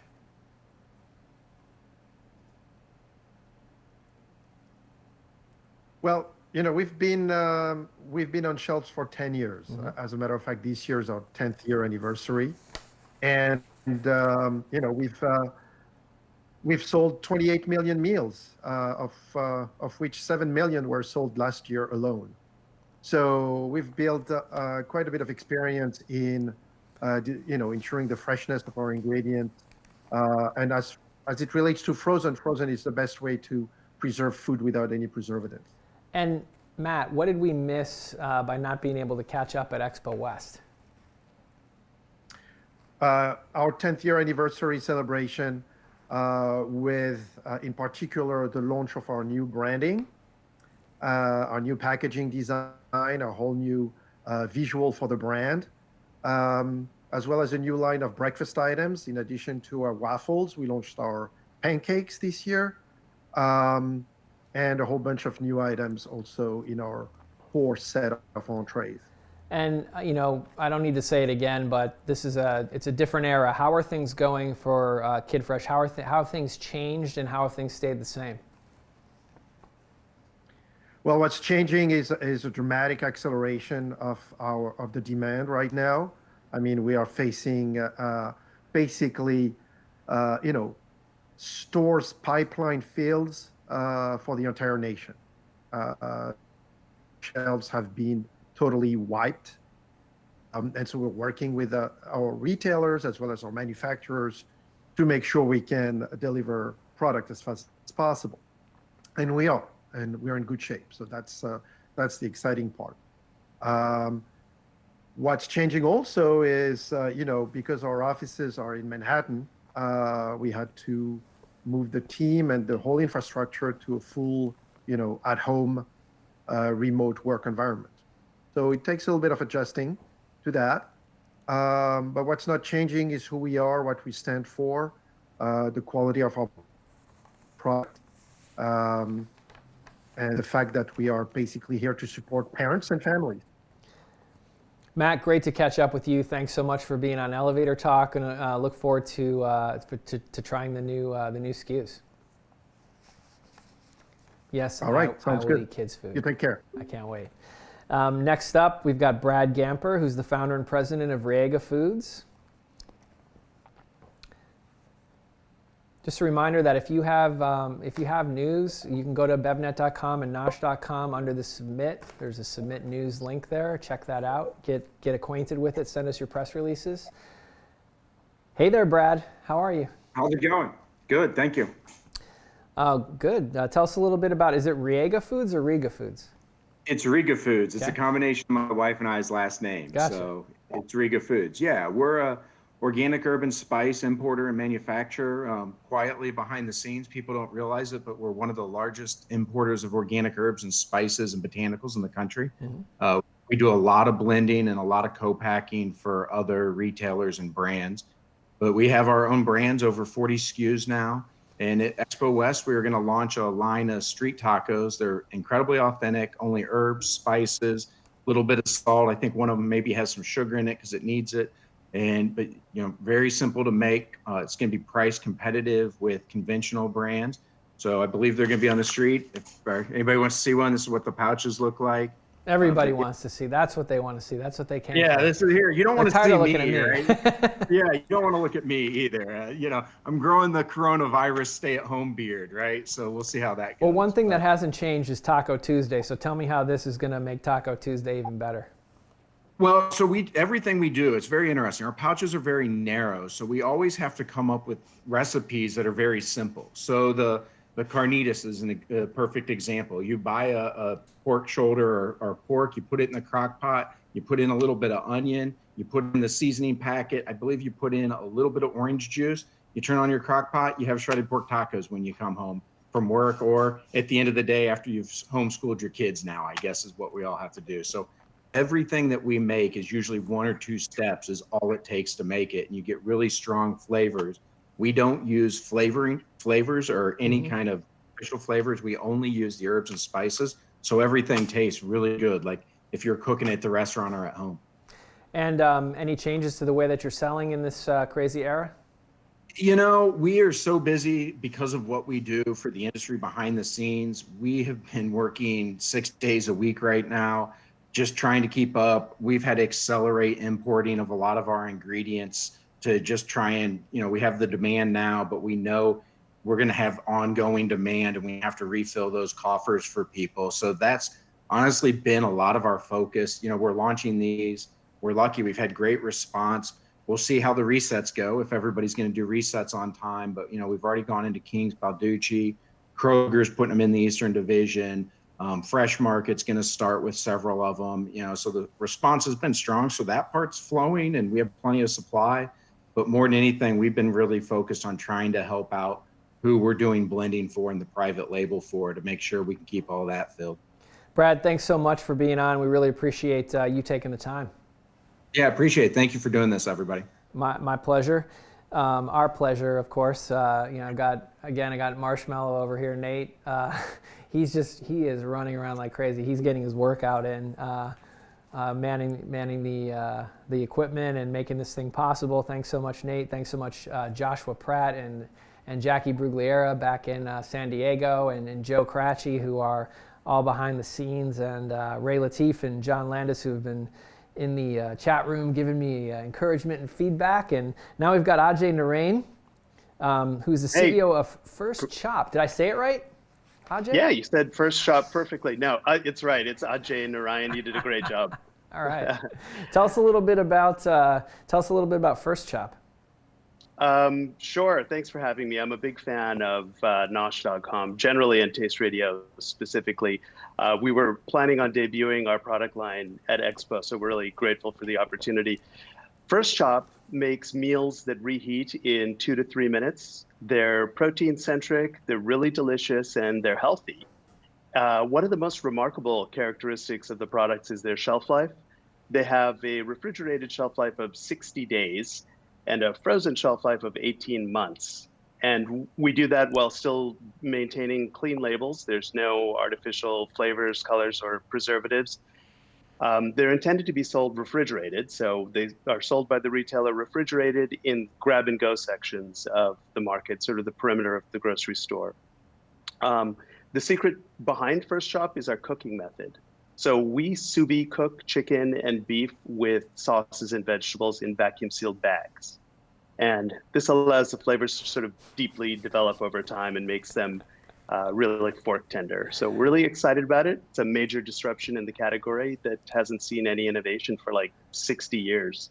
I'm so hungry right now. The way that you describe that is incredible. Speaking of disruption, how have you been disrupted by everything? Yeah, so Expo was going to be our debut, and we had hoped to meet retailers there and have them try the products out, and obviously that didn't happen. Luckily, at the Fancy Foods show a couple of months before, we just walked through and happened to meet with the KeHE people, and they loved the product and they were ready to roll out national distribution for us. So we're really excited about that. we heard an announcement this morning from KeHE that they're hiring. It's incredible what's going on in the market. It's so much positivity.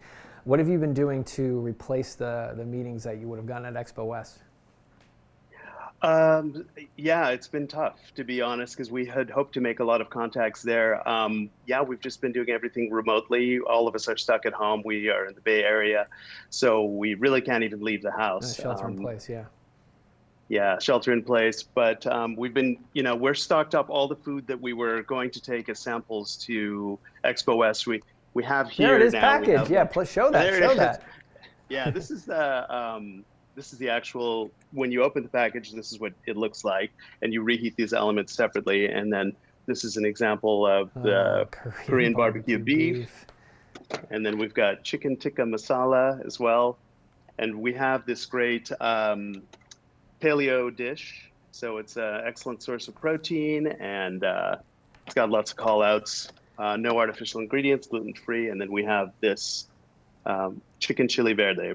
So they're really excellent. It's great survival food for us because we've been eating our samples while we're locked in the house. Yeah. There you go. The packaging looks great. I love the call outs, and certainly I'm glad that you showed the product, and good luck with replacing those meetings. We're here for you if you need anything. Follow us on Instagram and reach out to our team, and we're happy to do what we can. Coming up next. That's great. Thanks so much. Great to see you.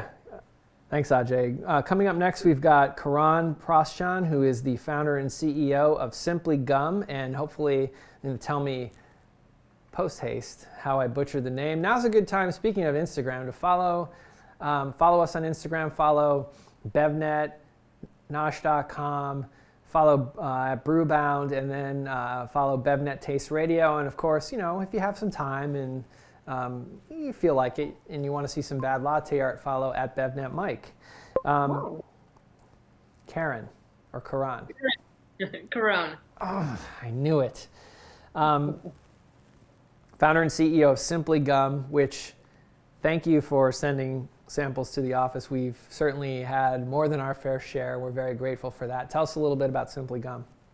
Yeah, absolutely. So Simply Gum is a natural confections brand. We are based here in New York, and we actually have our manufacturing plant here in Brooklyn as well. So things have been a little crazy over the past few weeks with everything that's going on, but we are trying to just, keep shipping, and we're trying to just operate and do what we can. So back to Simply Gum and what we're about. So the interesting thing about regular gum is that it's made of plastic. So you're literally chewing on a plastic base. Ew. Plus, people don't even realize that. Plus you have all these artificial sweeteners and chemicals thrown in.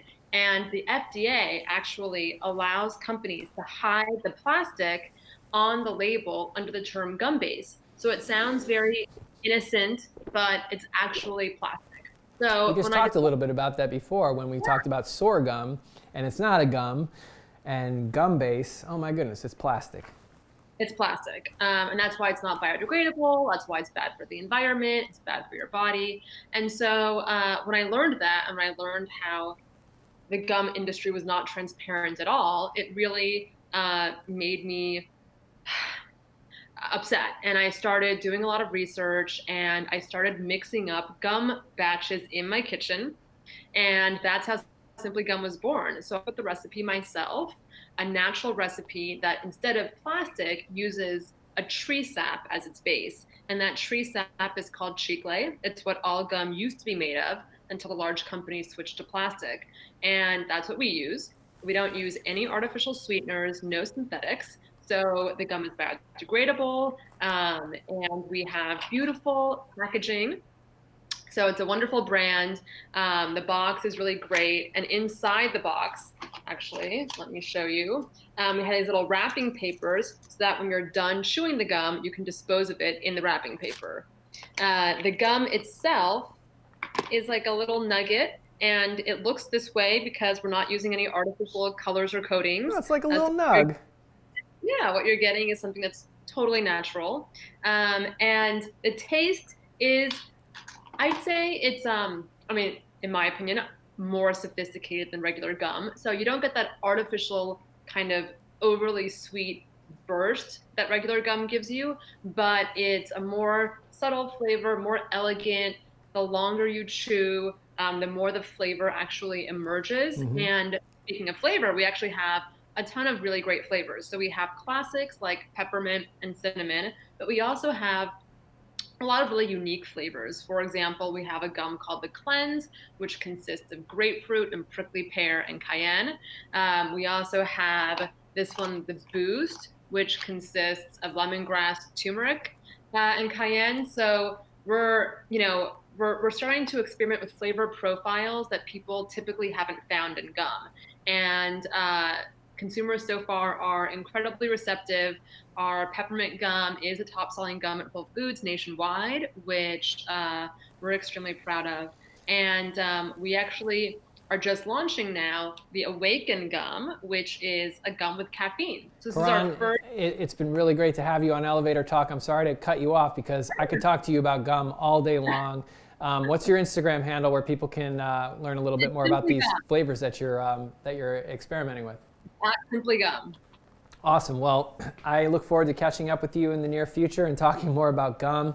But now we have to move on to our last guest, who has one of the most interesting brands I can remember in a while. Emily Griffith is the founder of Lil Bucks. And we love talking about cluster bucks. I could talk about cluster bucks all day long. Emily Griffith, founder of Lil Bucks. There they are. There are the cluster bucks. Oh yeah, front and center, ready to go. What's a cluster buck? What the cluster buck is going on in the world? Yeah, that's true. Well, that's the other cluster. Yeah, exactly. When life when life's a cluster, you eat cluster bucks. There you go. Yeah. Tell us a little bit about the brand. What was the inspiration for Lil Bucks? Yeah, so Lil Bucks, we do grain-free, crunchy snacks and toppings made from the superfood sprouted buckwheat. And this obsession all started when I used to live in Australia and had a life-changing acai bowl where they used sprouted buckwheat seeds instead of granola on the bowl. And that gave it this really nice texture and nutrition, high protein, fiber, antioxidants. So I became obsessed with that superfood, so much so that when I moved back to America and realized no other brands are making this, we needed to bring this to other health-conscious Americans that love a good crunch. So that acai bowl and the sprouted seeds I had was the inspiration for our first product line, which is the Lil Bucks Sprouted Buckwheat Crunch. And I even poured out some seeds so you can kind of see how they look. And they're mostly used as a crunchy topping on smoothies, oatmeal, yogurt, available in cacao, matcha, and original. And those actually just got organic certified, and we just launched them into the Whole Foods in the Midwest region. What can you tell me about the new packaging? What do you want to highlight about the new Cluster Bucks packaging? Yeah, so actually the Cluster Bucks, which we're planning on launching at Expo West as our new product family with 2 flavors, chocolate reishi and turmeric lemon myrtle. We'd been making chocolate reishi in Chicago and selling locally and online to our customers, and it was just selling so well as a snackable form of sprouted buckwheat with added adaptogenic benefits like reishi mushroom. In this one, there's 1,000 milligrams an actual serving of reishi per serving of cluster bucks. And then our newest flavor, which we're going to unveil at Expo West, is turmeric lemon myrtle. It's a spicy, sweet, delightful citrus snack. Can also be eaten as a granola. We're really excited about this flavor. And this little family, the Cluster Bucks, are actually launching into Erewhon next month. And then hopefully we'll expand distribution with these guys from there, along with the Lil Bucks. How are things going in the new era here? I mean, it's really interesting. Every day is kind of, we're trying to adapt as fast as possible. Obviously, with a big part of our business right now is the Whole Foods Midwest region and online Amazon. We cannot keep up. I mean, we are keeping up, but it's just crazy. Just keep sending it. And luckily, Amazon considers Lil Bucks an essential item, so we're allowed to continue restocking the inventory. And it's obviously helpful for early numbers in Whole Foods. But yeah, there's obviously going to be, I'm sure, delays across the industry with bringing on new products. So definitely making sure during this time we're continuing to build the relationship that we already have with our consumers online, and creating demand for this. That's fun for me. That's awesome. Hey, Emily, could we get a guitar solo? Yeah, there's been a request for a Clusterbucks jingle. Next time. Yeah. Thanks so much for being on Elevator Talk. It's really great to see your face and to catch up with you. I'm sorry that we missed each other at Expo West, obviously.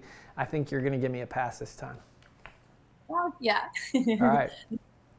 Well, that brings us to the end of Elevator Talk for today.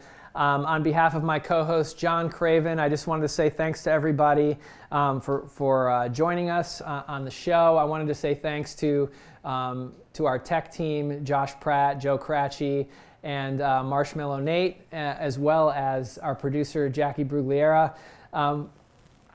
Keep your eyes on BevNET.com and Nosh.com for announcements for the next Elevator Talk, and we can't wait to see you next time. Thanks a lot for joining us.